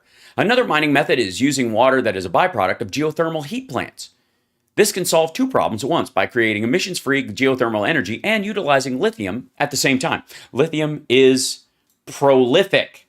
This alkali metal can be found in many states in the U.S. as well as all over the world. While mining for lithium is not necessarily complicated, certain mining methods can cause pollution and take up large amounts of space. Two main reasons why mines are not always popular. Where are the lithium mines in the U.S.? Although lithium can be found all over the United States, there is only one operating mine in the country, the Albemarle Silver Peak mine in Nevada. This mine uses the brine extraction method to pull lithium deposit from under the Earth's surface. Why do we need more lithium mines? Why is lithium mined and why is it controversial? Why is lithium important? Are there alternatives to lithium mining? Yes, there is. Hold on one second. Let me go this. And then we go to lithium Salton Sea. Ladies and gentlemen, I give you this. The Salton Sea could produce the world's greenest, energy speaking, not color-wise, lithium if new extraction technologies work.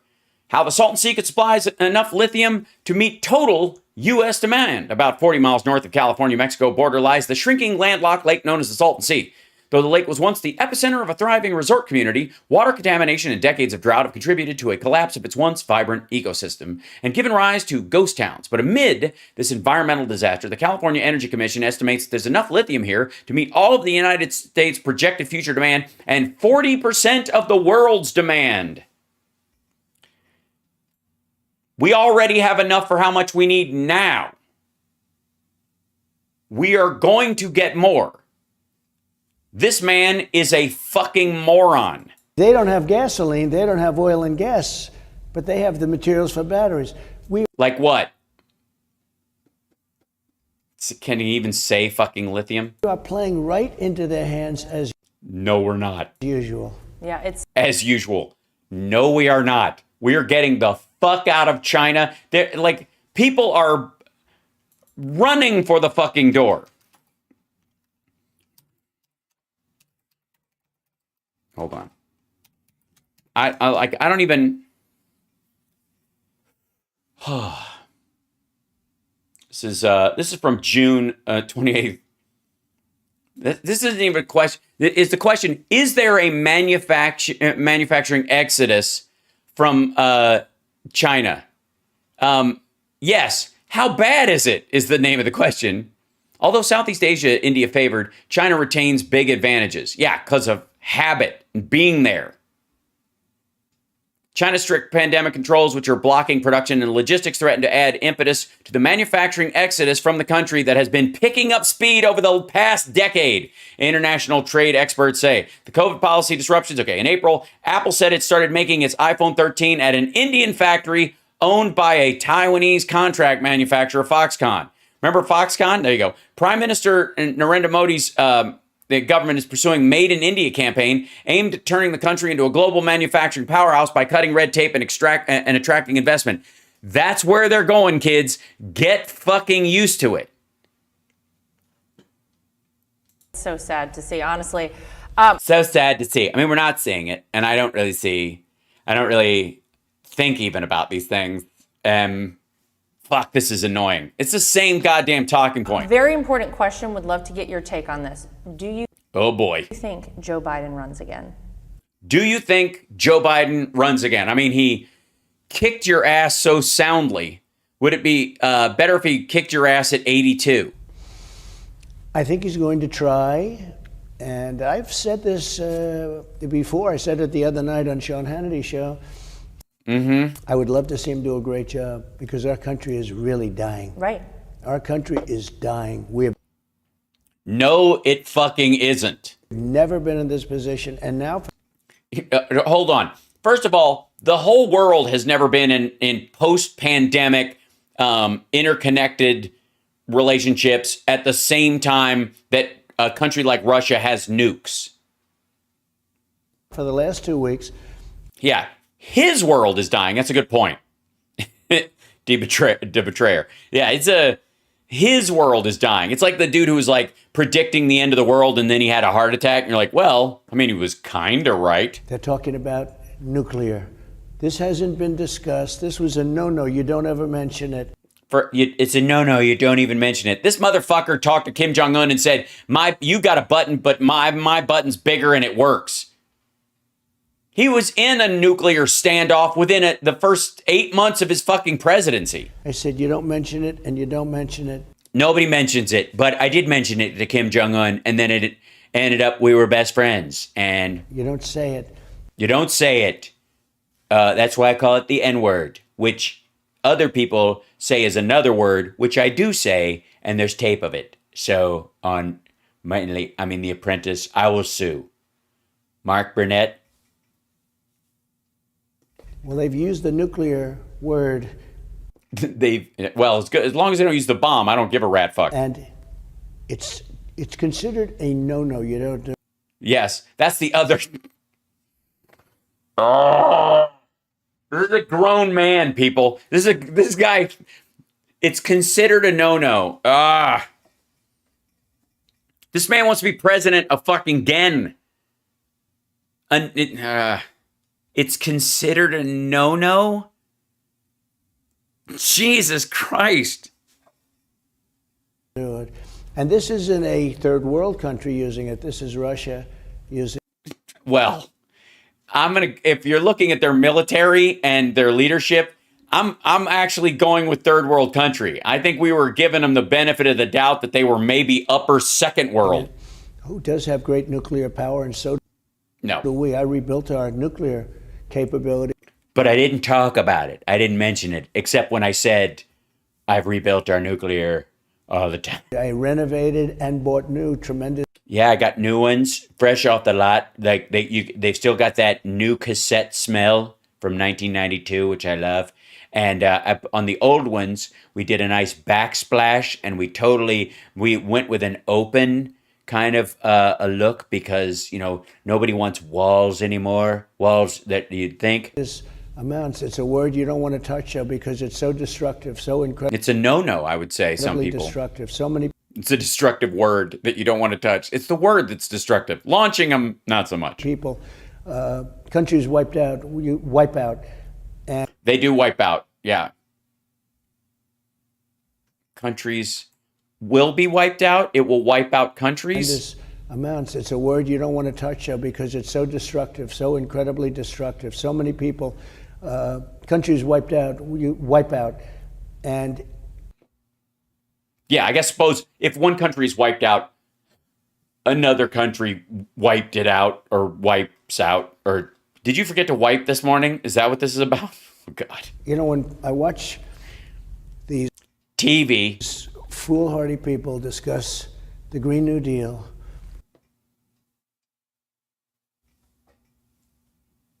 Is that the use of nuclear that he's talking about?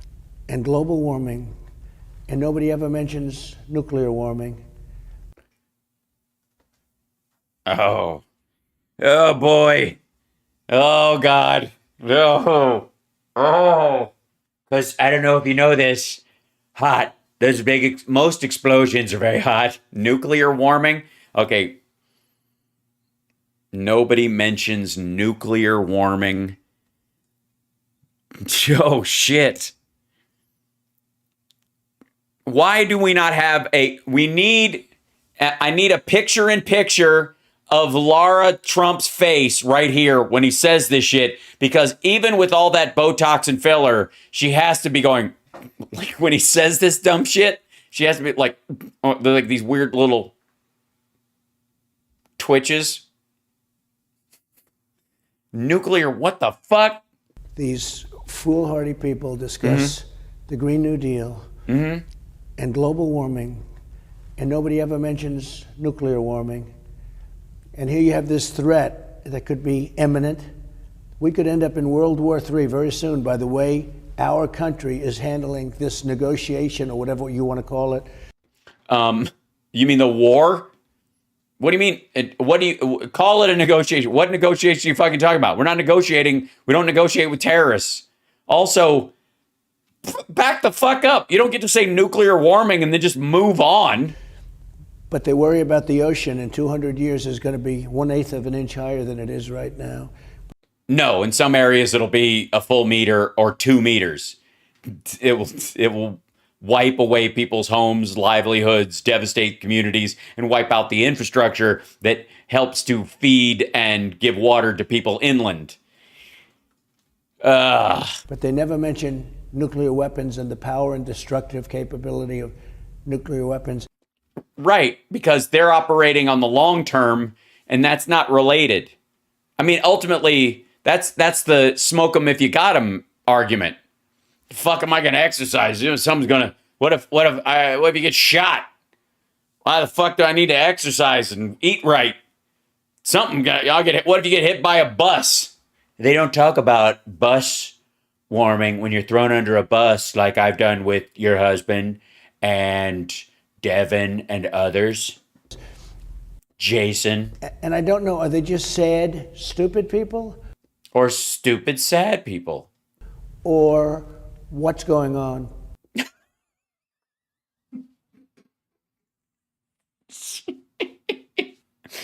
I agree. He doesn't know what's going on. I don't know. Are they sad, stupid people, or what's going on? I'm going to go with you don't know what's going on, so you think that people are saying gibberish to you because you can't interpret words properly. That's what I... Power and destructive capability of Listen to this again. And I don't know, are they just sad, stupid people, or what's going on? All right. But it's pretty hard to believe. Right. What's pretty hard to believe? What they're doing, or that nuclear is a possibility, or that you're talking about nuclear weapons versus nuclear power, and you don't seem to mentally be able to make the fucking distinction in the conversation.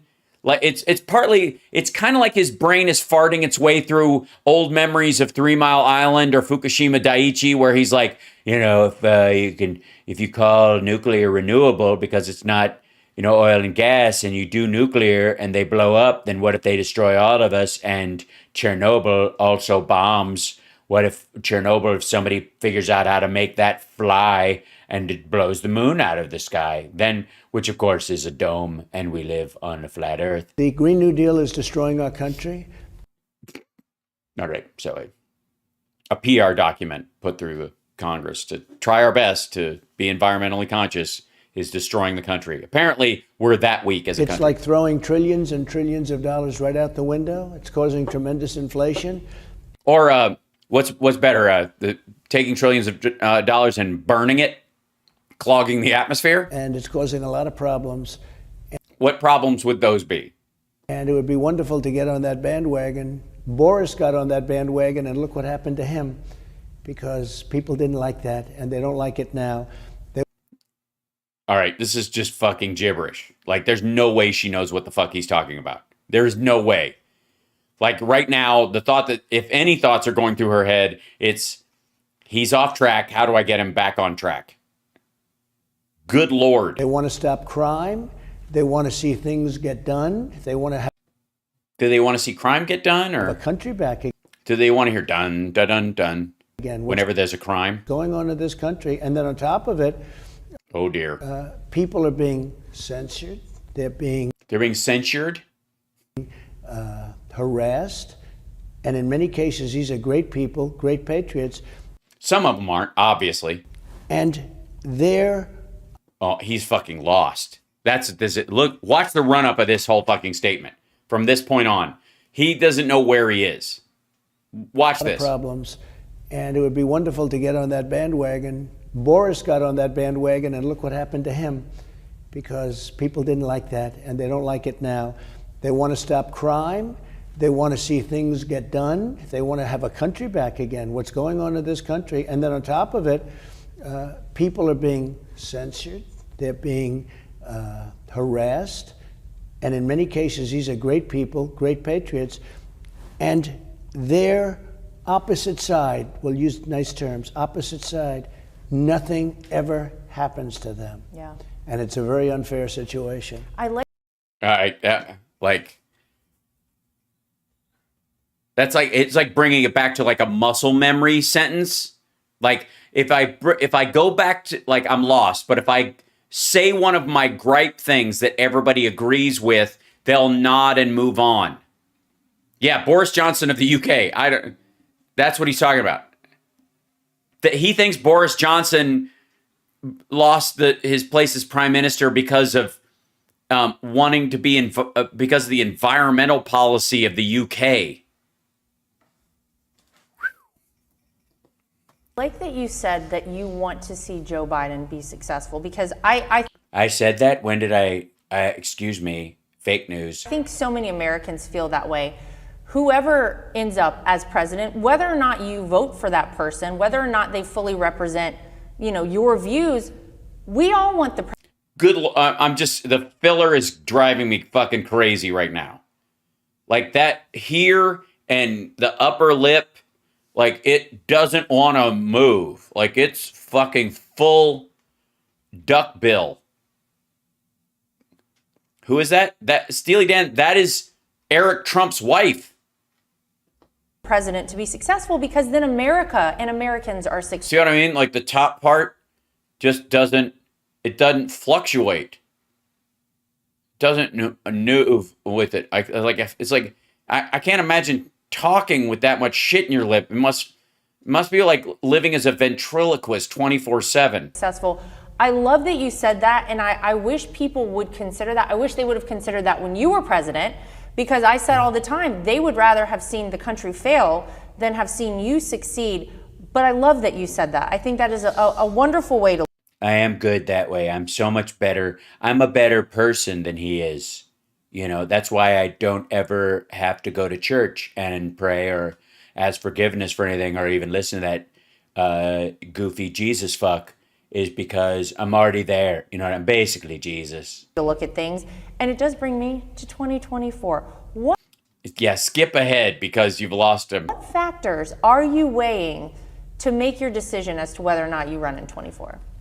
Well, I think you're going to be very happy. I just want to see this country be great. I don't think I've ever seen the country in such danger as it is right now. We're in serious danger. Of what? You coming back? And also, we're just not the same place. We are right now not a great country.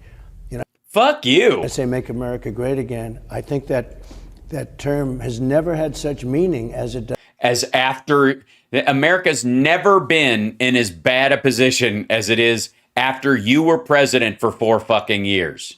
As right now, I had a previous campaign, I was going to say, keep America great. And then I realized, this place sucks. No great country would vote against me, and therefore fuck this place. You can't use that because you can't, because it's not great. It sucks. Because unless the stock market is up and oil prices are low, Americans are chintzy, shitty people. It's just true. They've got no drive. They're never going to solve this for themselves. China's going to eat our lunch, and Russia runs things better because they're so good. Look how powerful. Because America right now is being laughed at by the entire world. No, it fucking isn't. Our influence has dwindled. No, it fucking hasn't. Look at all of the things that are wrong with the economy, with the military, our woke military. We have our woke military. Yeah, they woke up and sent javelins to the Ukrainians and said, Have fun kicking ass, boys. If you need us to show you which end points at the bad guys, we'll be glad to tell you. But you seem to have it handled. Great military, but we have woke people on top running it. Doing what? They're like, okay, if you're gay or a woman and you're in, like, they're letting black people serve in the military. When did that shit start? We have a black guy running the military for the first time. How in the rat fuck did that happen? And we cannot let that happen. They don't focus on China. They don't focus on Russia. They focus.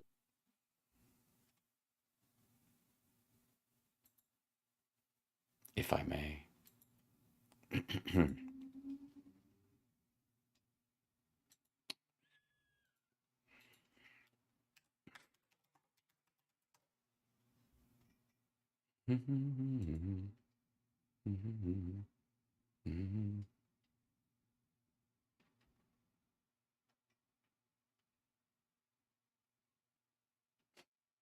But can I? This is foreignpolicy.com. Hold on a second. I'm just going to enjoy showing you guys this headline because there's like a dozen articles I've seen about this stuff, and you guys know I keep running this up. Yeah. They call it a no-no when a black guy runs the military. How in the world can you? Oh yeah, I'm looking something up. This is the timing.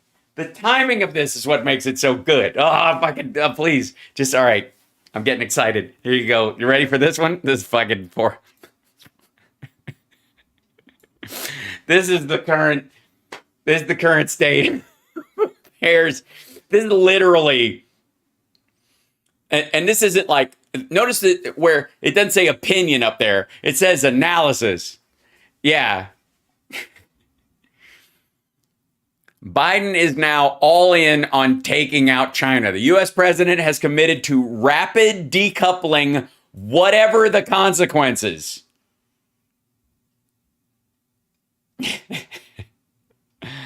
Look at this picture. Look at the picture they chose. And fuck you. Like, Chunita. Bendan. Go fuck yourself, dummy. That's what I just said in Chinese, by the way. It's a nice way of saying it. Chunita means go to your house, which means piss off. And bendan is like very stupid. The United States has waged low-grade economic warfare. Oh, that's got to hurt Trump. Against China for the last 4 years now, firing volley after volley of tariffs, export controls, investment blocks, visa limits, and much more. But Washington's endgame for this conflict has always been hazy. Does it seek to compel specific changes in Beijing's behavior or challenge the Chinese system itself to protect core security interests or retain hegemony by any means? To strengthen America or hobble its chief rival? Donald Trump's scattershot regulation and erratic public statements offered little clarity to allies, adversaries, and companies around the world. Joe Biden's actions have been more systematic, but long-term U.S. goals will remain hidden beneath bureaucratic opacity and cautious platitudes. Last Friday, however, a dense regulatory filing from a little-known federal agency gave the strongest hint yet of U.S. intentions. The Bureau of Industry and Security, the BIS, announced new extraterritorial limits on the export to China of advanced semiconductors, chip-making equipment, and supercomputer components. The controls, more so than any earlier U.S. action, reveal a single-minded focus on thwarting Chinese capabilities at a broad and fundamental level. Although framed as a national security measure, the primary damage to China will be economic, on a scale well out of proportion to Washington's cited military and intelligence concern. The U.S. government imposed new rules after limited consultation with partner countries and companies, providing that its quest to hobble China ranks well above concerns about the diplomatic or economic repercussions. Fuck you, we're out is the message. This is it. I told you. I said it. I've been saying this for a long time. I was like, China's economic crash was like 10 years ago. I was like, 6 years ago, I was like, it's 10 years away. COVID shortened that time frame by 5 years. I fucking said it. And I love the Chinese people. I wish all of China was run like Taiwan. Rich in Chinese culture, open to people having a participation in their government. The CCP is not China. The CCP is a fucking, kleptocratic regime, just like Putin's regime in China. They have nothing to do with the goodness and decency of the Chinese people as individuals, and all they do is fucking stifle it. And they gotta go. Or the Chinese people will never have another shot. And if Chinese people want to have a shot at being Chinese, fully Chinese, and expressing themselves as Chinese people, both in their lives and in their culture and in their spiritual beliefs and in their traditions, then they do it all the time in Taiwan. There's no reason why they couldn't do it in China except for the fucking CCP. And the CCP has basically built on the idea that Mao said, he quoting Marx, that a country that moves to socialism before industrialization will fail. So the idea is that you've got to use capitalism to get to the point, and then you trigger socialism after the fact, because it can't work on its own, which to me would say it's not a functioning system, at least how they see it or whatever. That's like saying, look, the only way you can become a vegan is to eat nothing but veal and lamb until you're big and strong, and then you can be a vegan. Then you can call yourself a vegan. Build yourself up as a veal and lamb eater, and then and then on a dime, just turn on veganism. That's literally the best analogy I can come up with for what Mao and Marx believed about socialism. It's fucking dumb. Europe isn't socialist. Believe me, that word has become very watery. None of them do it. Europe is largely representative democratic taxation, just like we have. Anyways, this is the point, though.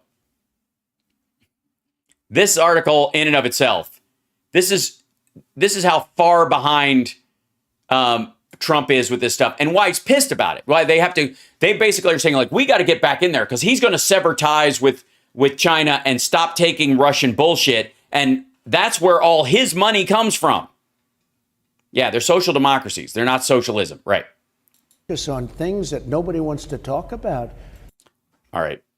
I got to back up to this fucking sentence. They want to focus on things that no one wants to talk about. Let's hear it. By the entire world, our influence has dwindled. You look at all of the things that are wrong with the economy, with the military, our woke military. We have great military, but we have woke people on top running it.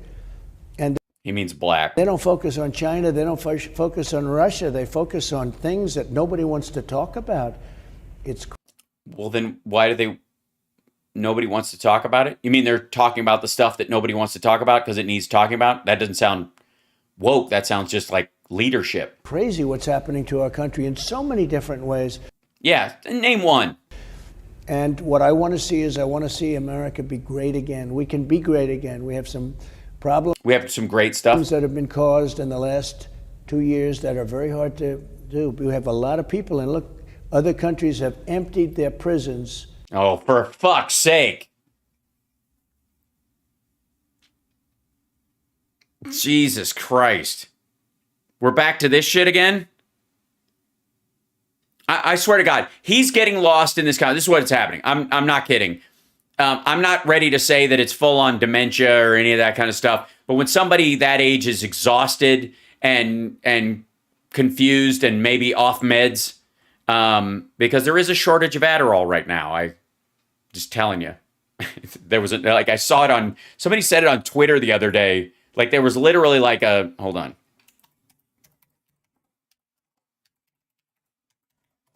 I want to see. Yeah. So somebody posted this the other day. What is this? Yeah, October 12th. This thing. I think we can explain this entire fucking interview with one article. This is from the FDA.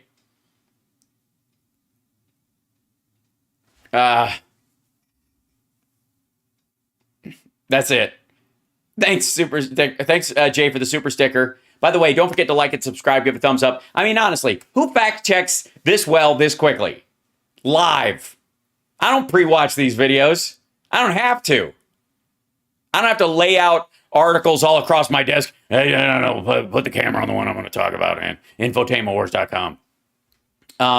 I think even if you don't think it's worth a Venmo or a Patreon subscription, I can't imagine how you wouldn't. But if even if that, it's at least worth a thumbs up, or if you're a troll, a thumbs down, because I'm totally teabagging this dipshit on live internet into the United States, and these are seriously tough, mean, crazy people. They're mean, crazy people who, at the very least, can keep it together as they walk all the way across Mexico from Guatemala. And they've emptied their prisons because they don't want to take care of some killer murderer for 50 years, 60 years until he dies. Yeah, they just want to let him out. I mean, the guy's 70 already. It's another, the way they feed him. They've given... By the way, in those kind of countries, people don't live that long. Given us those people. Yeah, well, that was nice. And they'd given them to us. I didn't realize. Thank you so much. Oh, no, here we go. And we have thousands and thousands of them. We have dozens and we throw them out, but terrorists that came into our country totally unimpeded. Totally unimpeded. So the wall doesn't work, is what you're saying. So it's a shit wall. What are they? Are they really skinny murderer, terrorist, criminal, evil people? They just they're letting all the skinniest murderers out, and they just turn sideways, and they all go through. I like to call it a slat fence.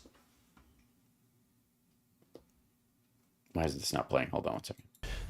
And that's a big problem. We have to do something about that. But yeah, eventually. I mean, not right. Oh, Laura, thank you so much just for being effing awesome, ready to work on your. Oh, thank you. One day, the city council thing is interesting. I'm just saying. When I started my mayoral campaign, I said I did not want to run against Karen Bass because I think she's a good person and I think she'd be great. So I'm not going to run against her. So I pulled back when that happened, when she's moving ahead. That said, the city council job, that sounds interesting. And there's going to be 3 of them available, it seems. But we can turn it around and we can make America great again. And that's... What are you going to go down to the border and we can take these criminals, these crazy murder people, and we'll just turn them around and say, go back that way. And they'll say yes. Oh, we hit a hype train. Hype train. Thank you guys on Twitch. Hype train. That's what I'm all about. Make America. That's what I'm all about. I'm all about it. That's what it's all about. MAGA is the hokey pokey. I'm just saying. America great again. Gosh, wouldn't that be lovely to see that happen? Wouldn't it be lovely to turn around the murderous, crazy people? What is your pitch to maybe a Democrat out there? Yeah, okay. Now you've got my interest. Pitch it to me. Yeah, because they're watching this. That's her biggest audience.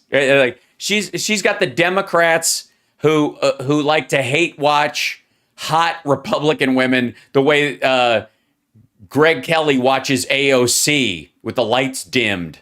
Who doesn't really support you. They say, well, I don't like the way he says things.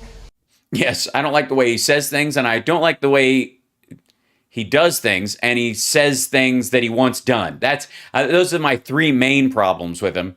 Also, he's gross. And I also, can I just say for the record, I don't like that he says he can just grab a woman by the pussy. It's more awful that he does it. I just like to say, people can say a lot of shit, right?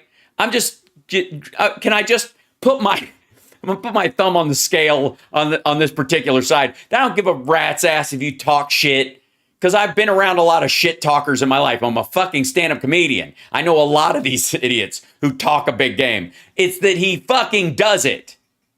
And God bless E. Jean Carroll and her long-suffering fight to get him deposed, and he's going to be deposed next week, and I think that's fucking lovely. And again, talk shit all you want, dum-dum. Don't keep your fucking hands off women if they don't want them there.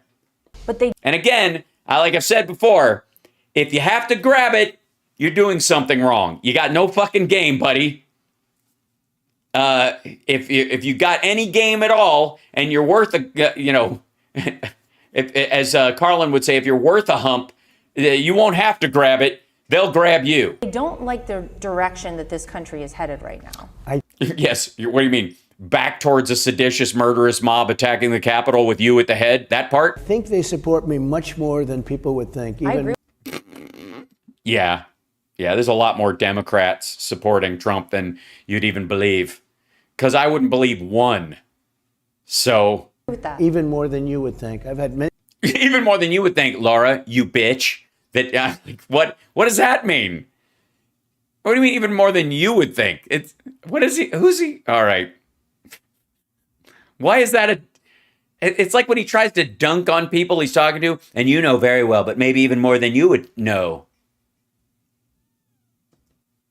Hold on. Like the button is not working. Many people tell me I have actors that I see on television sort of. Actors that you see on television speak a little bit negatively, and then they meet me. They said, by the way, I voted for you. Just don't tell anybody. You have plenty of those people. Uh-huh. Yeah, who? Kevin Spacey? Look, people don't want to be mugged when they walk out of their home. That's right. I would rather they wait until I'm halfway to work. That is true. I don't want to, like, if they're on your stoop, I think you've got a problem. Just saying, oh, Craig, oh my gosh, Craig, thank you so much. Bless you guys for the support and on the Vend and the Mo. Thank you so much. And by the way, can I just, can we take a break for 1 second because I have someone at the door that apparently is, yes, little man. Yes, little man, come here. Chip, come here.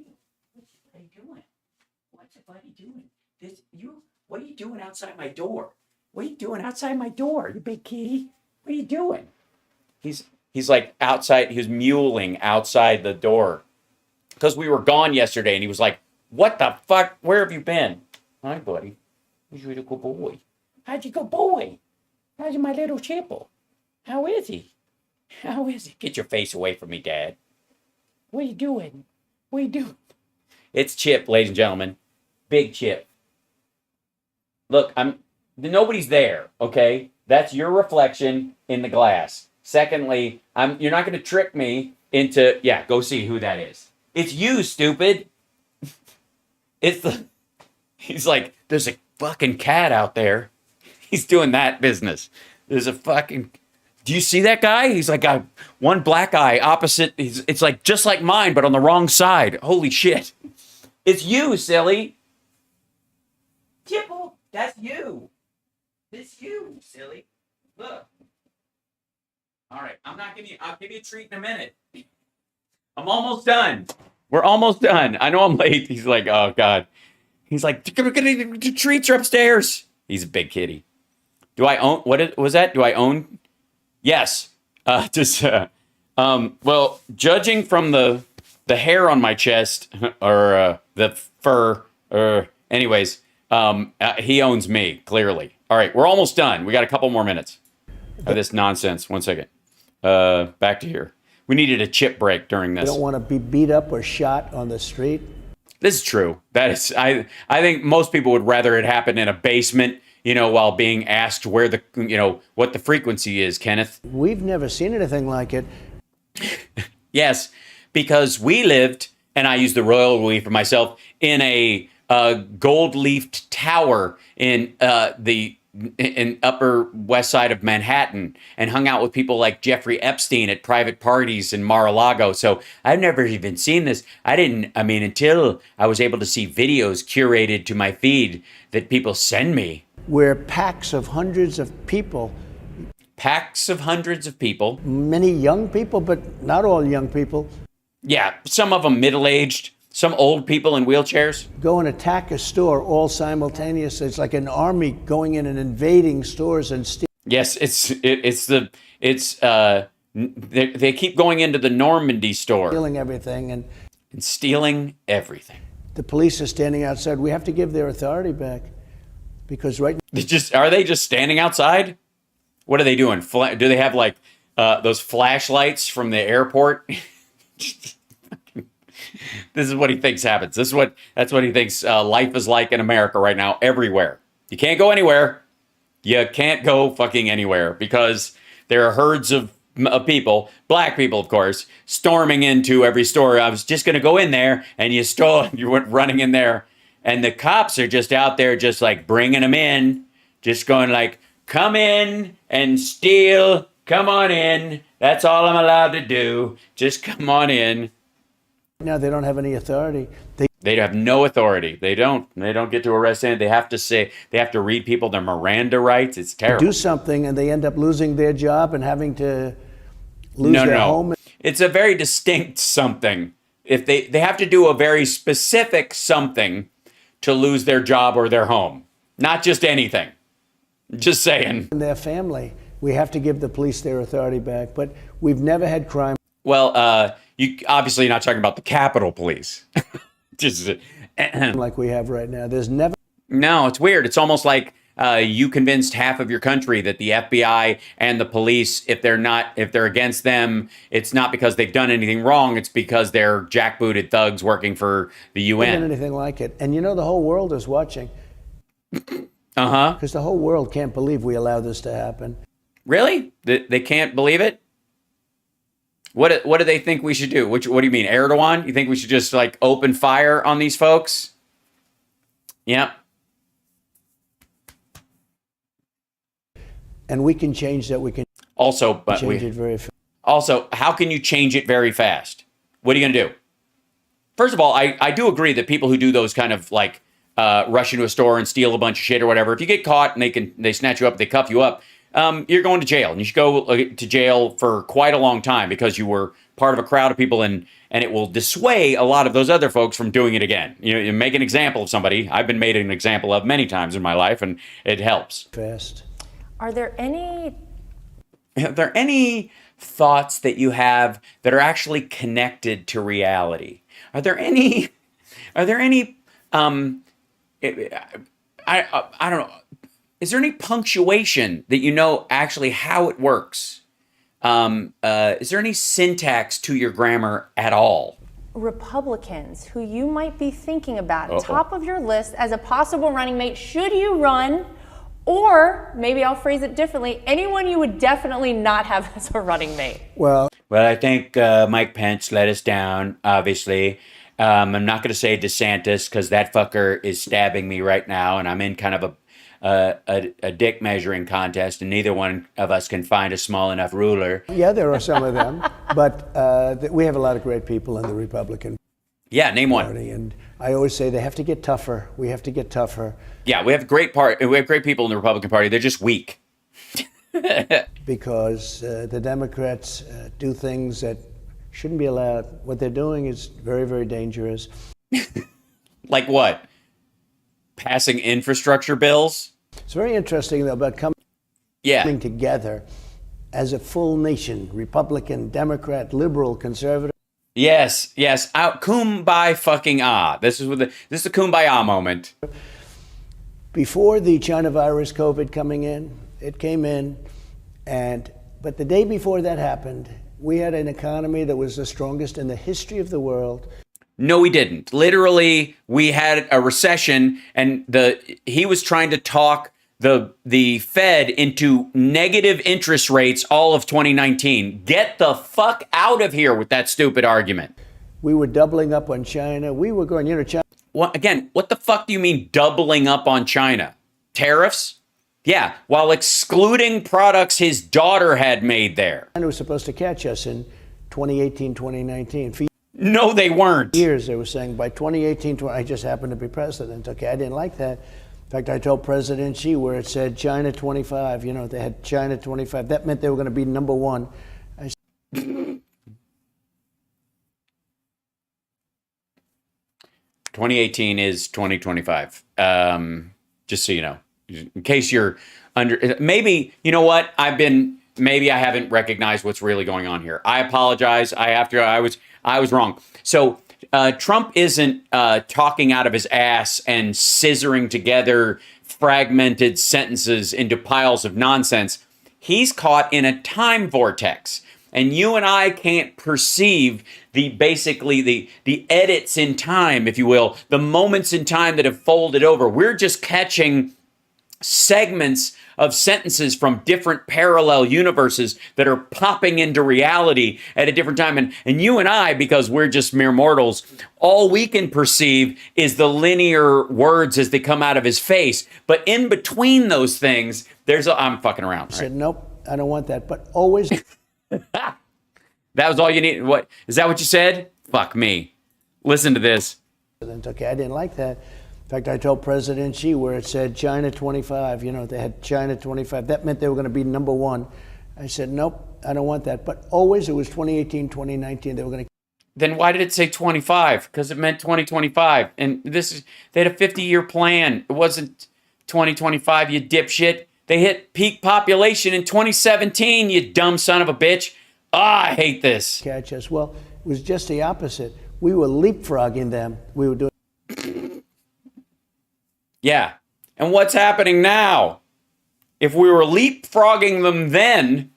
So, well, we never had a better economy. There was never a better economy in the history of the world.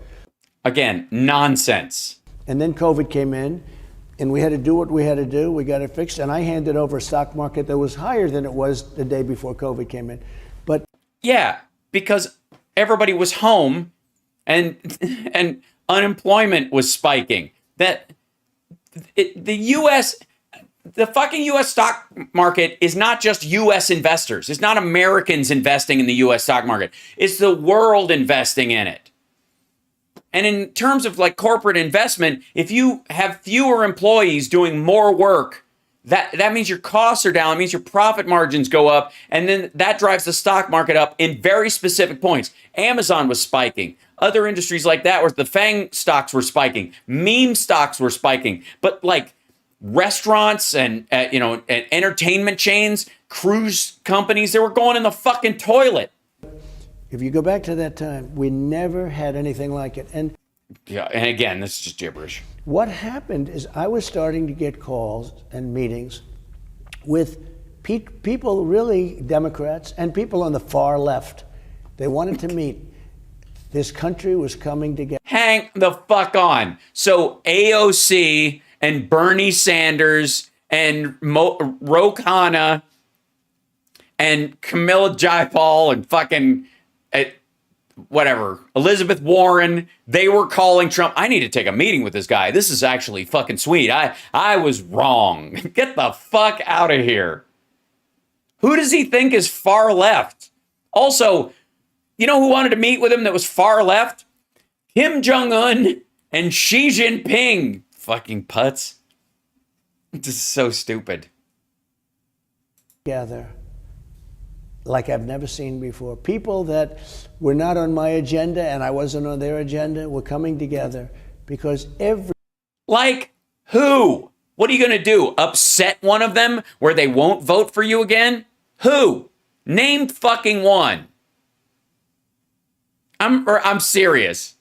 Good Lord. Yeah, Tulsi Gabbard. That was it. Everybody was taken care of.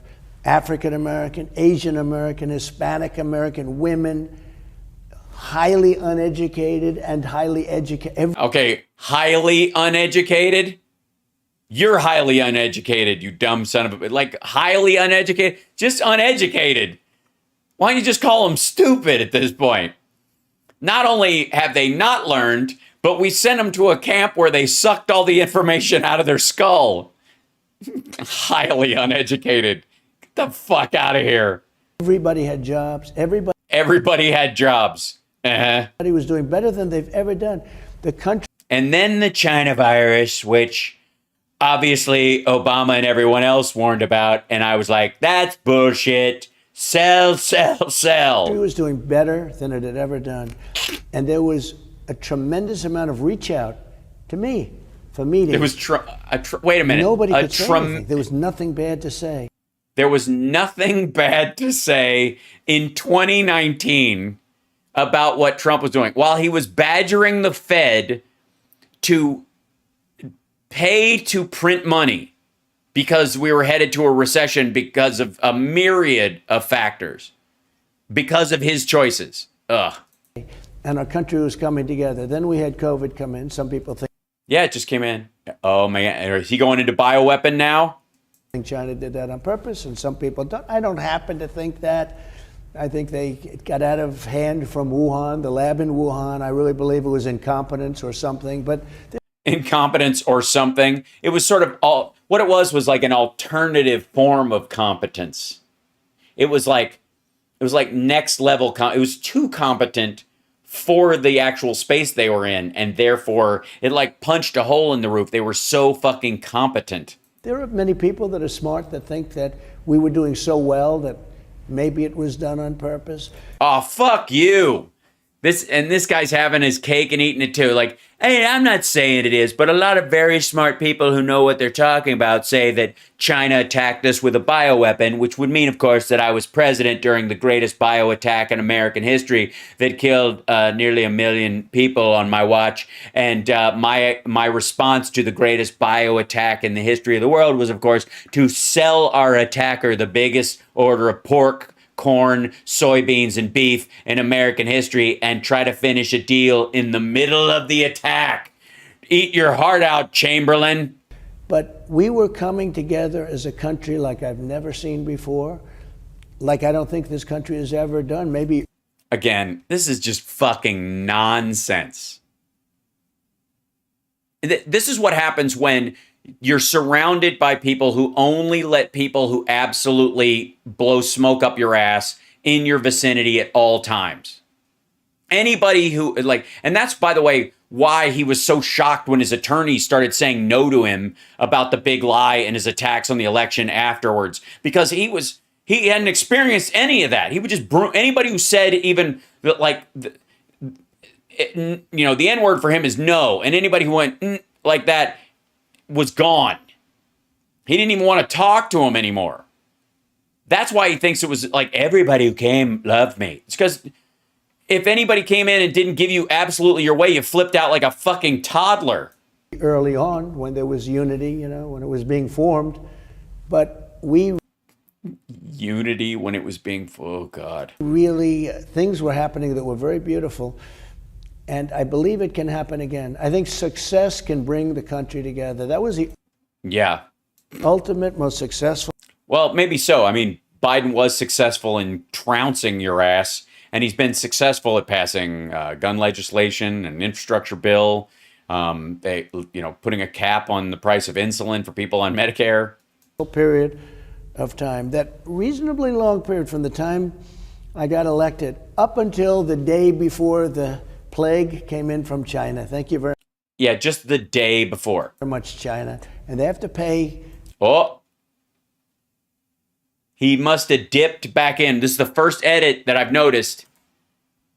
Thank you very much, China. And then there's a cut. Look. Reasonably long period from the time I got elected up until the day before the plague came in from China. Thank you very much, China. And they have to pay. See that? And they have to pay. That was an edit. For what they've done, because they've done tremendous damage to the world. They don't have nearly enough money to do that, by the way. I thought they were kicking our ass even still. In 2 years, they've never done better. I estimated it to be $60 trillion. They don't. You estimated it? Did you write that down on a fucking napkin over cake? I have $60 trillion. They don't? You sure? Have you asked? You should ask them. But the damage that they did because of the lab, because of whatever their precautions were. All right, at this point, it's just fucking gibberish. Because of the lab. They had a chocolate lab. I don't like those. I think they're wrong. I think you should only have blonde dogs. I don't even like dogs, because they cheat like dogs. The damage they did to this country and to this world is incredible, But it was an accident, but maybe on purpose. Smart people have said they did it on purpose, and they have to be made to pay for the accident that they caused, which was probably on purpose. But anyways, Adderall. Before that came in, this country was being unified. It was a... Yes, it was a kumbaya moment. Everybody loved me. There was so much love. Honestly, I was getting, people were like, Obama who? Beautiful thing. I remember a pollster came in to see me. Oh, no. and he's McLaughlin, and he said if George Washington and Abraham Lincoln ran on a ticket, you'd beat him by 40 points. The week before, and he said, if Abraham Lincoln and George Washington got together and ran for president and vice president, they could not beat you. That's how strong the numbers were. That's pretty good. Because things. That's pretty good. Mainly because America doesn't want to vote for zombies. That's scary. People are apparently, and I'm just going to spitball here, but I just think people would have a hard time if they looked at the ballot and it said, like, we ran a ballot. If you could vote, if George Washington and Abe Lincoln came back, would you vote for them or a person who's currently alive and wouldn't have been rotting for nearly a century or two? Things were really good. Obviously, too, Lincoln would be wiser because he was in an age closer to our own, but George Washington would be a lot older. So there'd be a whole seniority thing. There'd be a big fight about who's VP. And then when that came, we had to go and do what we had to do, and we did a great job with Operation Warp Speed and so. No. Captain's log. And, so many things. We did a great. Yeah, so many things. We did a great job. Me and myself and I, job. All three of us. We don't get credit for that, but we did a great job. We don't. We totally don't. I mean, most people credit Operation Warp Speed with my own voters not wanting to actually get vaccinated because the name Warp Speed makes it sound like we rushed it. And I said, it would take 5 to 12 years before, maybe 20 or maybe never, to get a vaccine. And we did it in like 6 months. And for some reason, my followers heard me and went, I don't want to inject something that was rushed into my arm because I don't trust it. I don't know. Anyways, Captain's log. Operation Fart Steed. Good job. So I really think success can bring it together, Laura. Success. It was happening. It was happening so positively. I couldn't believe it. People were calling me. All kinds of names. That would literally not even think about it. They wanted to get together so bad. Again, who? I honest to God, one fucking person. Who? This motherfucker's talking like Rachel Maddow wanted a private meeting. Get the fuck out of here. Nonsense. Who? Just one. Again, what are you going to do? Even if they deny it because it's not true, this fucker will just go, it's totally true. They totally wanted to meet with me, and just lie. And his followers will go, oh, these fuckers were begging with their bowl of gruel. Who? Sadly, this country. By the way, I think in his head, he means because Zuckerberg wanted to meet with him because he's president, and Zuckerberg is the head of a multi-billion-dollar company and is a multi-billionaire himself, that he wants, anybody in that level wants to meet with the president of the United States so they can tell other countries that they have access to this person, even if nothing comes from the meeting. Do you understand? You don't have to actually get the president or the vice president or even top senators on board. Just sitting at a meeting with them, you can go to a foreign country and go, here's me with the senator from Oklahoma. They make the shit that you guys turn into this thing. So you want to sell stuff to them, I'm your fucking dude. You don't even need to actually have, finagled any kind of deal from that person to get a benefit from it. Country was coming together, and it was that great period of. Yes, there are no. That's a good point. Somebody's pointing out there are no side shots of him because you'll see his weird diaper bulge. Success that was doing it, and it can happen again. I love the positivity.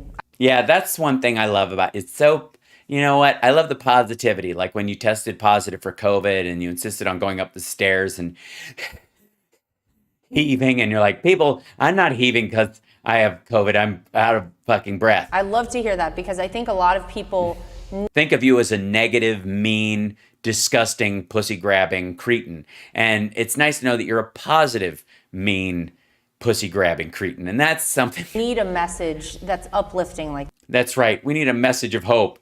No shit. That's why I'm on every goddamn day. You have nothing to fear from these fuckers, by the way. I'm telling you. We're going to make it. You're going to be okay. I insist. All right, back to these dummies. What? That right now. It's a very tough time for so many people. Mm-hmm. We're headed into winter. We haven't even seen, like you said, the worst of the gas situation. I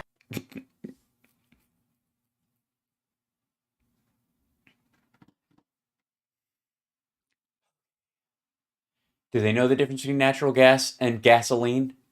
No. This part, I'm going to try. I don't need to go down a fucking rabbit hole with these assholes every time they get confused. I hope you're right. I hope we can come together. Thanks, because TYT was promoting the Republican midterm wins again. Yeah, because that's their job. TYT is in the Democratic voter suppression business. That's their entire mandate. And of course, I hope that it will be because you run again and win again as president. Look at that squashed face. No fucking way. Nope. He's not doing it. Remember all that talk about 3 months ago? He's going to announce before the midterms. Oh, shit, it's on. You fucking raid Mar-a-Lago, bitches. He's going to announce next week. We saw fucking Steve Bannon going, it's going to be Wednesday. They were doing a fucking countdown to this dickhead announcing. And I was like, if he even tries, he'll be out by spring because of health reasons. Guaranteed. Meanwhile, nope. Right again. Final question on... Oh, thank God. He's never unlocked his hands from the fucking space pussy Illuminati hand gesture. Not during the whole time. It's a little weird. Hands between his crotch in a kind of...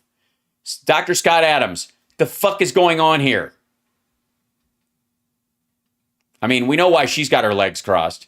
June 18th of this... If I was sitting across from this fucker, I'd have my legs crossed because God knows what his vision's like, and I look kind of fetching, quite frankly, with my hair down.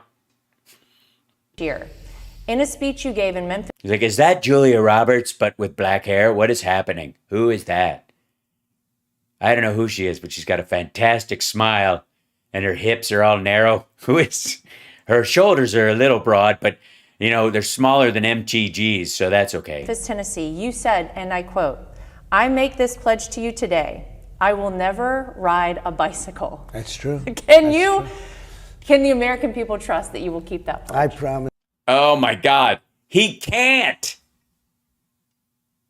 Dude, this fucker would fall off of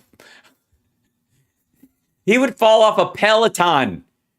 I can guarantee I can't drive a car. I can't ride a bike. I've never skied. I'm never going to snowboard. Shit, roller skating. Fuck that. I say we'll never ride a bike. I saw what happened to our president. I said, I don't want that to happen. No, things happen. Look, so many things happen. People fall off bicycles, and sometimes they don't. But I never am going to ride a bicycle. I can't ride a bicycle. I'm a grown man my father never took me and taught me how to ride a bicycle because he said it was he was like, if you want to ride a bicycle, you ride it with the seat off and you like a real man. And I was like, I don't know what that means. And he said, I don't either. And then he showed me the bike and I was like, no way. And then I just went back to eating my caviar sandwich.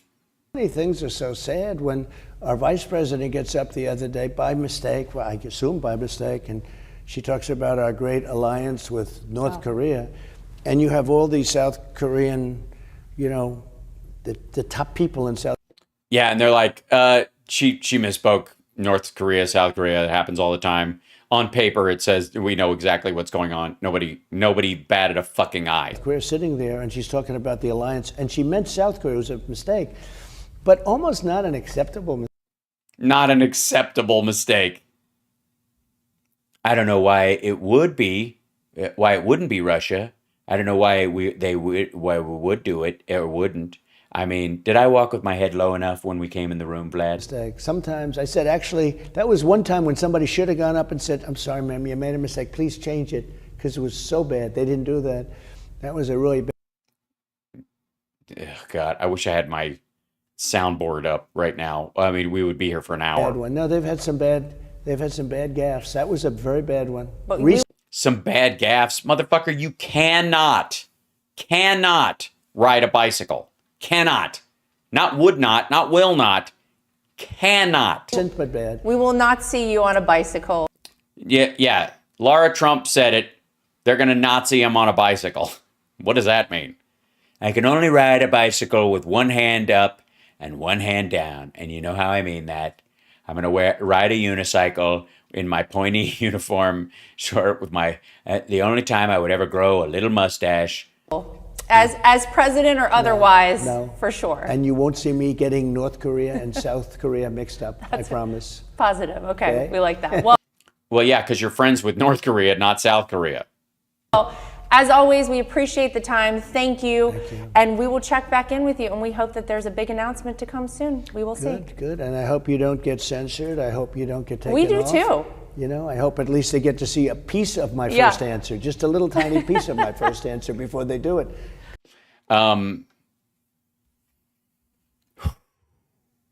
It's first of all, there is no reason to censor any of this because it's so full of gibberish. It doesn't even have the cohesion to violate the terms of service and espouse the big lie and other stuff because it's such like Franken gibberish that even the algorithm that like listens, like watches language on YouTube and other channels would scan across this and go, I don't know what the fuck he's saying. He's not actually saying anything. I don't know how we censor this. Good. Well, thank you very you. much, We Lara. appreciate it. And everybody at home, as always, thanks for joining us. We'll see you next time for more. How do you know I'm at home, by the way? I mean, I am, but do you think people mostly watch Rumble at home? So what you're saying is that your main viewers are unemployed or not old enough to drive? I don't know, honest to God. That's amazing. So that's Trump trying to like do a rehab. Fuck, man, I have so many clips and there's never enough fucking time. I got to start doing like little snippet ones. I have to start like do these long form ones and then do some short form ones where I cut some pieces together and just tape them on my own time and post them. Because if I have to go through these things because all right, let me just show you the title of this one and I'll show you what I'm up against. And again, tomorrow's morning show will be a little bit later because I'm going to be on Ron Filipowski's his podcast, if that's cool with you guys. He's gonna, let's see. Yeah, there we go. Yeah, he's gonna, so at 9 a.m. tomorrow Pacific time, I'm gonna do his podcast. I think he airs it later, just letting you know. But let me, before I head out, where is it? Here it is. Let me show you the current state. I'll see you guys for the morning show after that at more than likely like 10:30. It'll probably be about 90 minutes to get me to switch over if that's cool. And I'll link to the podcast when it's up because he pre-tapes it, I think. And then in the afternoon, I wear you out. Sorry, Chris. In the afternoon, I will, we'll be back and I'll have, God knows, there's a never ending fountain of bullshit to deal with on these friends. But let me just show you how, what I deal with sometimes. And I want to go another hour and yet I have a life and a family and I have reading to do. This is one of the Glenn Beck clips. He's got John Solomon on, the guy who released the Trump legal letter that made Trump look more guilty, and he thought it was a dunk on the judge. A Russian hoax culprit is now helping government censor us. Jesus Christ. All of these guys and the fucking, did we not hear anything but the left just is the cult of victimhood? Right? That's all we do is we're just professional victims. That's what the left is. Meanwhile, these motherfuckers, it's always, every time you turn around, they're out to get us. The Illuminati, the deep state, the establishment, they're coming for us. And they win all the time because the Democrats have big tech and big media and big everything. And all we've got is the little mom and pop insurrectionists. I don't know what the fuck. Every time you turn around, it's like boo fuckity who. And same thing with Alex Jones, in terms of Glenn Beck and these other guys, they don't go anywhere. They don't get kicked off of shit. They only get kicked off of shit if they have bad vocabulary. They're specifically racist or they violate the terms of service because they can't not be on the nose despicable. Anyways, I appreciate you guys more than you even know. Thank you guys for the support. Thank you for getting us up over 1,000 subs today. Look at that, 1,006. Thank you so much. Twitch.tv/HalSparks, Amazon Prime, and it doesn't cost you a dime. You can subscribe on there. Patreon.com/HalSparks is a great way to support the show on the regular. You can even do an annual subscription if you don't like to do it every month or you don't like that kind of stuff. Venmo, always direct to moi. And then, of course, I will, and Facebook stars, super chats. Thank you for those. I appreciate you. Libras rock. Of course they do. Carrie, thank you for the super chat. Martha, thank you for the super chat. Appreciate you guys. Mike, thank you again. Poetess, thank you so much. Every little bit helps. A buck here always helps. Buy me a coffee that way if you want. The price of a cup of coffee. If I've given you that much joy, if I've made you laugh, whatever it's worth to you, feel free. Just take a picture of that Venmo thing. You're like, I think a laugh is worth $4.12. That's what I'm sending. Then knock yourself out. Or if it's all I got's 99 cents, that's fine. If you don't have anything, please just know that I appreciate you for giving me your time, because it's the greatest gift you can give anyone, and it means a lot that you entrust as much of it to me as you do. I genuinely mean that, and I appreciate you guys for being here, and I will see you guys. I got to push my proper button, because if I push the wrong one, we get in big trouble. I will see you guys tomorrow. Again, an hour later, or hour and a half later. Let's just call it that I'll start the show at 10:30 my time instead of 9 because of the podcast. Just give me a little time to remember. The Venmo is up in the corner. If you take a picture with your phone of that thing, you can send Venmos to that. So there you go. And thank you, trolls, for pushing us further in the algorithm. You help us in a way that our regulars cannot. All right. Much love, and I will see you soon. Take care of yourself and take care of somebody else. Okay, bye.